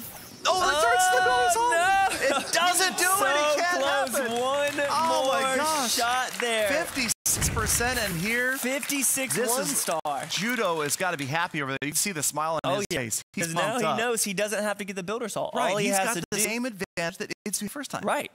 I would have no doubt seeing this going to a next match after this. He's just got to plan on how he's going to get that percentage and not even really have to worry about the Builder's Hall. Exactly. Yeah, Judo Sloth looking like supremely confident up there right now. He knows that this is a huge... Is that the look of supreme confidence? I guess it is. All right. I guess you can never be supremely confident when you're facing Itsu. Right. I mean, you never know. He maybe have an anti-1-star base setup that he's going to throw up there. Right, but I believe that we saw Judo get more than 56% when he faced Klaus earlier. He was definitely up there in the 60s, so he's done it before. It's just going to be whether or not he hits a base that's designed like that other one. Exactly. So we're seeing another of this rectangular base. This looks very similar to the one we saw before. Right. Judo Sloth still with 45 seconds to break the base down to figure out exactly what he wants to do. He's got to switch out one of the army cams. That's right. He's got to switch out one on army camp. And this is not a gimme percentage base. No, not at all. There's only, what is this, 6 structures on the outside? Yeah. I mean, you're definitely going to have to be focused, and you can see Judo really focusing, really concentrating right now as he's trying to figure out exactly how he can grab the most percentage points. What's the right army to bring in? You see he's got bombers, archers, and 30 barbarians right now. Right, so there are 17 structures. I just counted that. Oh, man, that was quick. Wasn't talking. Okay. 17 structures outside of that core compartment. So there are those 3 other compartments that people can attack. So he has an option to get around there, but he's still going to have to get into the core and take out some of those buildings. Yeah, 17 structures will get him to, I believe, 50% exactly. Yep. So it's going to be tough. You can see the archers using that cloaked ability to grab some structures. Gem mine goes down, so that single archer doing a great job out there on the right-hand side. But the archers from the guard hut coming out and wreaking havoc with the archers that are trying to get in there. So we can see the only thing that he did change out from that last attack was the archers. So he does have 2 camps with the bombers. So he's ready to get in there. That's why he kept those bombers. He knows he has to get into the core. He only has 1 more archer and a lot of structures left over walls that he's going to have to hit. Exactly. 18% damage already, though, without using a single barbarian, bomber, or, of course, the battle machine. Here he goes. Oh, there goes this push trap. This triggers a big mine in there, which is probably good because it was just 1 barbarian that triggered that mine. Only 1 barbarian went off of that. Now, it looks like he's saving this archer maybe for some extra percentage at the end. He's going to try and get his battle machine in there. The walls are down. There goes another wall breaker, so it is going to head in on that archer tower, which is 42. Attacking fairly slow, so he's at 42%. He's got to get over 56. Trying to get, look at all those barbs move in, just annihilating. And there the ability is, looks like it's going to get off. There he goes. Yep, the ability gets off. 53. Here come the last barbarians. After the Builder's Hall, there's going to be the second star. Judo Sloth taking down Itsu in the second battle right there and taking it down with an exclamation point. Not just beating him in percentage, but grabbing a 2-star right there. Yeah. Judo really starting to feel pumped up out there. He just threw Itsu. Yeah. Judo reference. He threw him off. He threw him. He threw him on the mat. All well, right. obviously, that whole time we were talking about how he only needed 1 star. He just needed to break that 56%. Exactly. But he went after it, and he got it. Yep, there it is. Attack wraps up. 62% 2-star. Nice. Wow. Wow. So this is only the second match where we've gotten all of the attacks. So we've got a third one here. And it's going to be Judo again going after Itsu to start. That's right. So Judo having to switch out 1 army, I believe, from the last attack. But this is what we call the rubber match. Each guy has 1-1. So Itsu, obviously, not bulletproof. No, definitely not bulletproof right now. I'm going to be surprised if he sees a base that he's seen so far, because obviously they have 3 storage places for their bases. So maybe they're saving them for the finals. If they're confident enough, they want to have that special base. They want to save it until the end. Right, absolutely. And same in the live game. You may have a base that works for a period of hours or even days, but eventually players are going to start to figure it out. They're going to see it. If it's successful, people tend to copy it like we saw before. Oh, and here we go. Judo Sloth attacking another ring base. Yeah, and we have seen this one. Remember that down at the bottom with the crusher and the hole in the wall to draw them in. And with Judo using barbarians, he's going to have to try and avoid that crusher down there, especially with that guard post that's going to pull the barbarians in there and distract them. Exactly. As I recall before, we saw the battle machine kind of wrap around in Itsu's wind from the top left before going around that open wall. And that's the tough thing about leaving walls open like that, is it's going to draw those giants in, draw the battle machine in, and maybe pull them off their tanking duties. Yeah, so it looks like he's going to go back to his same army composition from 2 attacks ago. In the last one, he did throw in those archers to help out. So he's good to go with this army. Looks like he's inspecting, seeing where he's going to attack from. He's going to be locked in 5 seconds. He looks confounded right now. He's really having a tough time. He's going to run out of time. No more time to switch out the armies. So it's Barb Rush, 45 barbarians, and 4 bombers. And that's the thing. You've got plenty of time to think about it. But once that clock starts, no more chances. You got to go for it. So it looks like he's attacking from the top. He's not going to deal with that crusher or that roaster at the bottom, but he is going to have to deal with that double cannon, the mortar, and the crusher up at the top once he gets into those walls. Yep, I like this start right here. Obviously, the crusher on the far right is going to be a non-issue. The units in the guard hut, though, they could, once you get into the core, they're going to kind of path over there and interfere with getting the builder hall down. And here comes the battle machine. Oh, and that bomber getting thrown in there. He only has 2 bombers left. They've got to get that wall down so that the battle machine can go in. Yep. And thankfully, he took out that clock tower, so it's not going to go that way. He stopped on the wall. That's good there. So we're going to see the bombers. Looks like the bomber to the left is going to get the wall down. Right, here it goes. The battle machine. Here it comes. Taking his time. There we go. Oh, got that ability. Yeah, that's taking forever. There it goes. All right, so he's in. He doesn't have his ability for a while. He only has 17 more barbarians to deploy. He's going through his final here they camp come. here. Watch out for the crusher. The crusher. It's a big and the battle group. machine's Oh, they down. path to the right. Great they're going to the pathing right. from the barbs. They're going to the builder hall split up. They're on it. Oh, the crusher's on some of them. They're on it. Oh, man, The that's a roaster. tough one. Oh. Man, just can't get there. 42%. The roaster on one side. And the crusher on the other side, the multi-mortar doing work. And this last bomber is going to get roasted in just a second here. There it goes. 1,000 degrees centigrade or something like that, I hear. Yeah, 45%, right. no stars. So again, with Itsu going second, he has a little bit of an advantage knowing all he needs to do is break that 45% and he's good to go. Yeah, and that's where it's always going to be unique to this tournament setup versus in the live game. You never know that your opponent just only got a 1-star on your base and you need to go for a percentage. Right. So right now, Itsu got to be feeling really good about just having to grab anything more than 45%. Yeah, most of the percentages today have been over 45%. I believe the other lowest one was 48, but otherwise they've been up there. So it's probably feeling fairly confident. Yeah, and this is, it's a sacrifice you have to make for this tournament setup. You want to be able to see both attacks. Right. But such a huge advantage to going second, and especially in this case. So Itsu, you can see him up there. He's feeling really relaxed. He's going to switch out some of it. And it looks like he's just going to go with 40 beta minions and just kind of crush these. You like can a see judo Judo sloth shaking nose. his head there, knowing that the minions are probably going to make it happen. I mean, for this him is if he not does decide to use. this is not a 2-star attack. No. But I mean, I may be speaking too soon. Itsu could probably make this a 2-star. But I mean, again, he's just going to pick off structures around the outside and work his way in. And again, like we were talking about earlier, patience. Patience is definitely going to be the key in this. Again, has to beat that 45% as he's working his way around. There's a good number of structures on the outside here, and it looks like 2 of his archer towers are set to short range, so they're not going to be hitting those minions, but they are close to the firecrackers, so the firecrackers are going to be doing that work for him instead. Yeah, that's true. You see them on the bottom left there, and the air bombs on the left-hand side. But again, you can just see the percentage racking up. He's already at 24%. He's only used 12 beta minions. He has the battle machine that's going to get a few structures as well. And it's just a matter of time. And again, patience pays off. Patience is definitely going to pay off for him here. Now, the thing is, if he takes out all the outside structures with his beta minions, what's his battle machine going to do? He's got to send it on the wall, and it's going to be hitting it for a while as it tries to get in. So he has to think about that as well, whether or not he's going to use all the minions first, wait on him to be some DPS behind the battle machine. Exactly, because there's not really a spot on the base, and this is something that attackers look at where they want to get the battle machine going through a wall while it's not getting hammered by, like you said, a double cannon or the short archer towers or something like that. Right, so he's going to drop it off on this bottom side where an archer tower is in low, short range, so it's going to be shooting faster. He's got that double cannon over there as well as the mortar.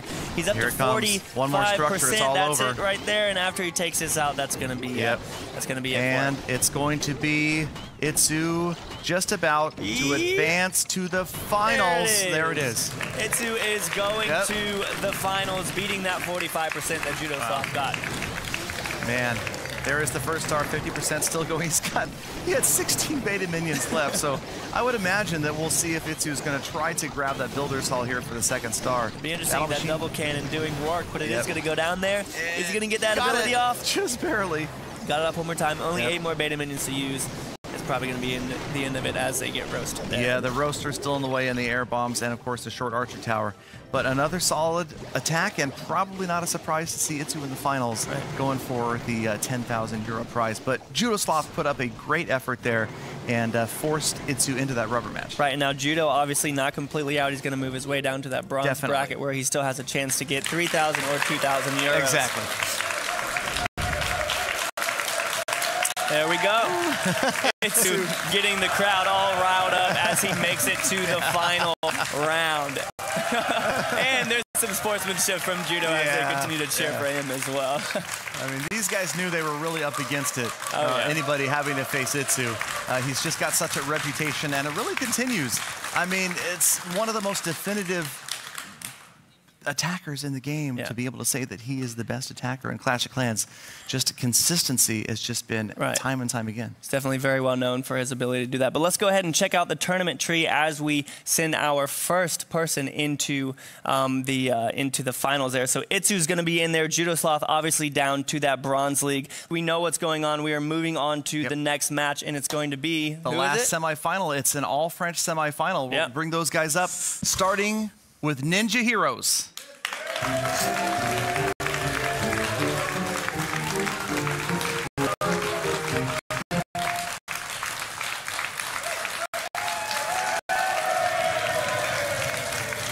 All right, so Ninja Heroes, the leader of Savage Huts, and the other Frenchman headed on his way up is going to be Cerise.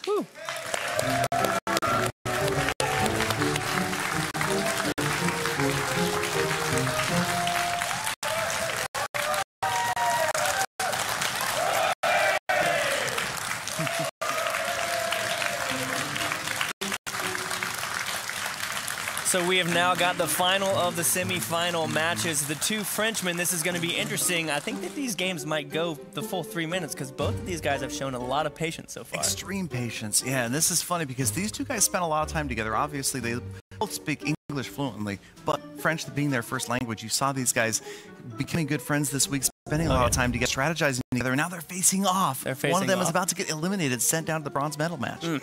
All right, so we're going to look at this now. We've got the defender, Cerise, with a fairly open base here. A lot of free percentage on the outside, and the Ninja Heroes is obviously checking the base out right now. He's got the beta minion strategy, looking like he's ready to go. Yeah, but check out the Archer Towers at 3 o'clock, 9 o'clock, and at 12 o'clock, all set to long range. So what may look like free structures, you never know. Again, he's got the ones at the bottom that are going to go down.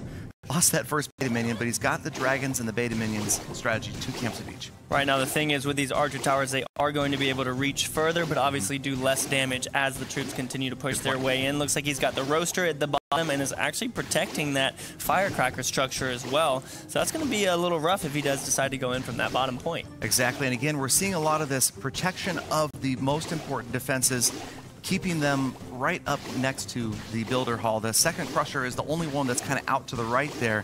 And again, that's the key to strategizing and to attacking these bases, figuring out where the possible weaknesses are, and again, you've got to face the mines. Right, you got to deal with the mines. So he's going all in here from the top left of the structure. He's not going to have to deal with the roaster until they get in range. Big air mines. Ooh, there goes some big air mines, and obviously he's got the other air mine up at the top that he has to worry about, but he's moving in pretty quickly. Yeah. There goes some more air mines. He's got 4 baby dragons up. He saved 1 beta minion. Maybe he's going to use that for some free structures at the end. He did clear a full path in there to the battle, to the builder's hall, but obviously he's got to deal with getting his battle machine in through both of the sets of walls. Yeah, now at this point, where do you drop the battle machine that could possibly get in through that second wall and get into the core? Because you've got the elixir storage on the right-hand side, you've got the barracks on the left-hand side, you got 1:30 left. Good move. Ooh, there he He's goes. going to pick off that barracks, and I think what he's hoping right here is because that barracks is down, now the battle machine might head into the core. Right. But that's going to be tough. Clock you can towers. see. Whoa. Oh, now where did it target? I He didn't targeted a wall right next to the clock tower. Oh, it targeted a wall on the inside row?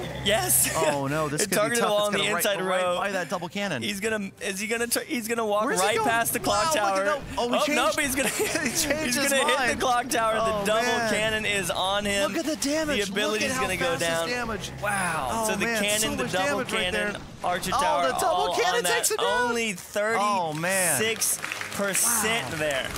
So risky, and that right there, I mean, you saw the AI as he's targeting the wall, which made sense from where he was dropped, but then he readjusted. He's like, oh wait, there's a clock tower behind me, I should hit this thing, and the double cannon was just slamming it. Yeah, that is, however, that is where I would have put my battle machine as well, up at the top to see if it would go through there. So what we've got here, 36%. We've seen Cerise earlier just take his time with all archers, so all he has to do here is just break that 36%. He's good. Exactly. And I mean, it's like a learning curve. You think, okay, that battle machine didn't do what I wanted it to do, but maybe players will learn that that outer wall does that. You ideally want the battle machine to stop and batter that outer wall and then go to the inner wall. But that's not the AI. The AI, the battle machine, smart enough to figure out to go around that wall. And so bases are going to change, strategies are going to change, clothes styles are going to change, hairstyles are going to change, times are going to change. Here comes the next attack. Okay.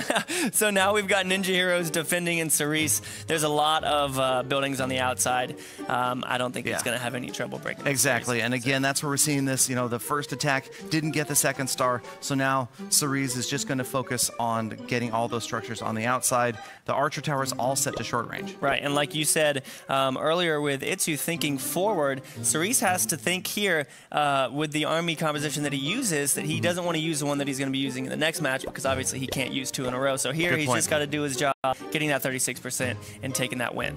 Yeah, and this should be, looks like it's going to go ahead and start with 24 archers and 10 beta minions. Yep. So kind of an unusual army composition. And like you said, that's good because it's not one that he might want to use in his next round. Because the last time he used 4 camps full of archers, this time he's just going to bring in those minions. So if he needs the archers in the next attack, he'll be good to go. Exactly, and once again, just picking out those outer structures, using that long-range shot from the beta minions, using the cloak from the archers to give them that distance. And there are definitely a few spots on this base where these archers and the beta minions are not going to have to worry about. Yeah, the top left looks good once those guard post troops go down. He's going to be able to take those out, already up to 18%, moving his way around. The mortar obviously targeting the archers once they come into that cloak ability, but I don't think it's going to have a problem. No, 27% already, and he's hardly even touched his units here. And again, the battle machine, like you said, probably going to come down here at the bottom left or batter up against the wall, but it shouldn't matter too much. Nope. Lots of structures going down 30% at the top. right there.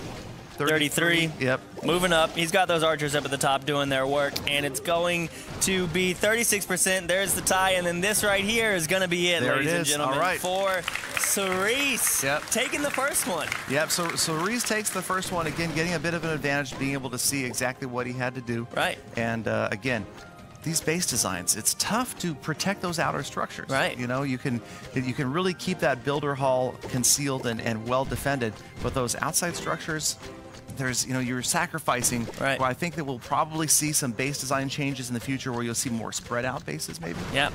And now it's going to be interesting to see Cerise, obviously he's going to be attacking right after this again, which is going to give Ninja Heroes the advantage, but maybe he saved all those archers and he could be confident enough in the base that he made that he doesn't think is going to get 2-starred. He could just go for a high percentage with all archers. That's a good point. Some of these guys were talking about that earlier in the day, about the idea of even if you are the first to attack, maybe just going for a super high percentage like that 1-star and counting on the fact that your base is going to protect the builder's hall. So he's still taking his time here. He's got a minute left. He's got a whole bunch of archers. Obviously just hit that first star, 53% here. Not sure if he's going to get in there to the builder's hall, but again, it's good practice. Like I'm excited to see they're not just ending the battle knowing that they've won because it is good practice to continue and attack. You can actually see Cerise studying this base just like you would see back at home in the home villages in Clan War. You having a scout attack. I mean, Cerise knows that a lot of these bases have shown up more than once today. Yeah. So this could actually be kind of a scout attack in case he is faced with this base later on today or even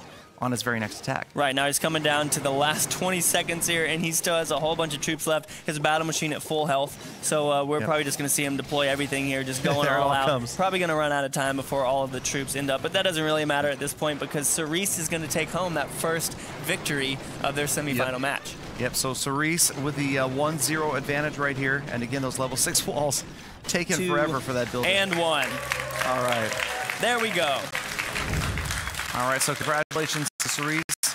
Very patient. We called it. We said that they would probably take the entire time, and he actually went overtime. He still had troops alive. Yeah, that's true. That's true. Although he did wrap it up, and so he's got 1-0 advantage, and he will be attacking again right away right here. Yep. And like you said, so these guys, again, this is the semifinals, so we're still best 2 out of 3. Yep. It'll be 3 out of 5 when we get to the finals and that bronze medal match. Yeah.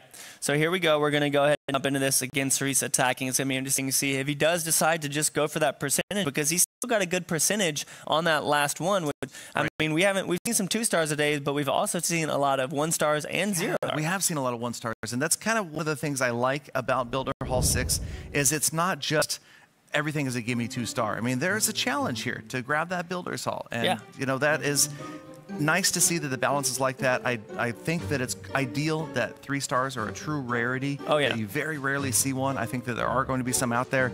But this, much like top clan war clans, you're going to see really well thought out, well designed bases. They're very, very focused. You can see Cerise examining this base. It looks like some that we've seen so far with that big core in the center and those walls surrounding on the outside. Looks like I'm trying to find the roaster. There it is. So he's got the roaster next to the guard post again to try and pull troops in there to focus on those guard post troops so the roaster can I like do what that. Yeah, that's absolutely key because like you said earlier, Molt, there's not a great deal of splash until you get into the core, and then you've got the crushers. That roaster, man. I like that strategy. I think that's smart, keeping the builder hull in because it is a magnet. It's going to draw units in to focus on those barbs and the archers. And the time runs out. Time is running out. Using, stuck in with that beta minion, baby dragon strategy that we've seen so much today. But it's not going to make him be any less patient. It looks like he's working his way around. He's going to get as many buildings as he can, as patiently as he can. And then I think he's going to go for a big push, probably from... I don't know. He's got some areas where he doesn't have to deal with 2 walls, like over on the right and the top left, but it's going to be interesting to see what happens here. Yeah, just a few structures on the top right of this whole base layout. A lot of stuff down on the bottom left. So, you know, and that's the question. Do you push for a high percentage, or do you really need to push in hard after the builder's hall? And these guys are definitely taking into account what they've seen earlier today. Yeah, most definitely. And again, you can see with this base, like many others that we have seen, all of the archer towers set to low, so he wants as much damage per second, as much DPS as he can get as he's working his way in here. Already up to 15%, moving his way around. We don't see a clear entry point yet for the battle machine, but here he goes with a full attack. Baby dragons in there, some coming in from the top. He still has 1 left. It's going to be interesting. There he goes, sending that in. Air bombs doing work. Archer tower is going down, working his way into the mortar, which is just sitting there clueless because there's nothing on the ground yet.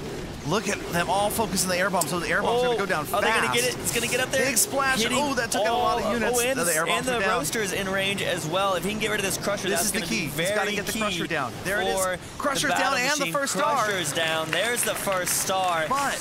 But, and this is a big but. AI. The AI, exactly. Oh, no, he is going to... So he's going that, but where's he going to go when he gets in? Because he's fairly close to that elixir storage on the right side. Now, yeah, you're right. Now, he is definitely going... I'm thinking he's got to go after that storage. I mean, you can see Cerise looks stressed out right now because this was a great attack. It really was. It looks like he's just a square or 2 off from dead center. And when he gets through this wall, we're going to see where he goes. Now we'll and see. It's going to be tough. Sometimes I've seen the barbarians make them. He's heading over, but the barbarian might make him focus on the wall right here. He's going to stop and go after that barb. No, he's not going to focus on the wall. He's going to head back over there, and he's going to get so 53%, and he's going to get roasted. No double cannon over there, so he's going to grab a couple more structures. Does have the Tesla to deal with. He probably will turn in maybe after this next elixir collector. Oh yeah. But there's no chance of getting to the builder's hall. Oh, he turned in early. Wow. Turned in right there. That got must the have been Tesla aggro from the roaster and the Tesla. He's got to go after that, but again, like you said, level 6 walls, they're so strong. 59%. No more ability. 60? I don't think he's so. Going to go down right there at 59%. Okay. 1 star. Again, we're seeing the AI of the battle machine being very, very key in what's going on here. It's gotten distracted multiple times. It's not going to core. So exactly. And you know what's interesting to me is you saw in the previous attack the battle machine go or take a roundabout path around that outer wall that wasn't complete. And this one, it didn't do that. And so you know what's going to happen is these war experts are going to get it down to exactly how many sections of wall, how many tiles it takes to get the battle machine to go around versus not. And so they'll know after a little bit of experience where to drop it to get it to pass where they want it to. For sure. And again, with the limited number of troops that they can bring, sacrificing an entire army camp for bombers isn't what everybody wants to do. They would rather have some more damage. They would rather not have to use something to just break through the walls. Exactly. And that's what's so cool about only army camps right now is do you bring bombers? And it's just such a huge sacrifice, especially if you're trying to run an air attack. Yeah. And it also alters when you drop your battle machine. You can't drop it as late because you need it to tank for the bombers. And, right. All right, here we go. Cerise is defending, and we've seen this base a couple times before. This is, I believe, one that is kind of built to distract that that battle machine. So if he doesn't bring bombers, then he's going to have to do a really good job of clearing out all of those structures on the outside in order to get that battle machine on the inside. Exactly, and the air bomb's pretty well protected in there, and we've seen the baby dragons and the minions have a lot of difficulty in getting that builder hall down by themselves because of the air defenses in there. Again, we've got the 3 archer towers at 3, 9, and 12 o'clock set to that long range. Right, and the Ninja Hero's obviously attacking now, knows exactly what he has to do. He has to break that 59% one star. So he doesn't have to go for the Builder's Hall, but he's going to have to get a pretty high percentage without doing Exactly, that's right. It's not a low percentage one star that he's got to beat. And you haven't counted the number of structures on the outside yet? No, 7. Is it 17 again? I don't know. I lost track. But there's a lot of them out there, and I don't know. There are. How many are going to be able to... He's got Night Witches again. Yeah, so he's going with an attack strategy that we've seen a couple times today. He's got his 3 giants. He's got his bombers in here. He's going for the wall. So again, like we said, the bombers are a sacrifice, but it could pay off here getting that battle machine into the core of the base. Yep, right through that outer wall, but now will the battle machine... They got to get there. Around. Oh, look at the giants! All of his giants went to the spring trap at once. Every single giant. That is so much value lost right there. The bombers didn't get there fast enough to get them in. Battle machine working his way around. These Night Witches are going to be targeted very, very soon by the double cannon. It's turning around, taking out the Night Witches. Every single giant, that is an entire army camp got taken out by the spring traps. Oh my goodness. That is such value. The witches are gone too. 30% wow, what a shock here. right there. Wow. What a shock. Cerise really pulling it off. That spring trap took out every single giant, and that was it. 33%. No tanking left. Such a fast death right there. 33% right there. Again, that shows how important that trap placement is, because as long as you take advantage of your traps, they can make a big difference. Exactly. And Cerise right picking up the victory. Oh yeah. Wow. It really all came down to the spring trap. When those giants went flying off, it was all over. Cerise is going to advance. 2-0 right there. Cerise going up against Ninja. We've got our final set. We're going to see Cerise face Itsu for the 10,000 euro prize, you guys. That's crazy. And then we've got Ninja and Judo, of course, in that bronze bracket. And now we're going to be playing best 3 out of 5. So they're going to have a couple more chances and maybe run through some of the same bases so they can have a little advantage as they see the same thing a couple of times. Right, and you know what? Why don't we just go ahead and jump straight into that bronze match where we're going to be seeing Judo versus Ninja again. And Judo, why don't you head on up to the stage?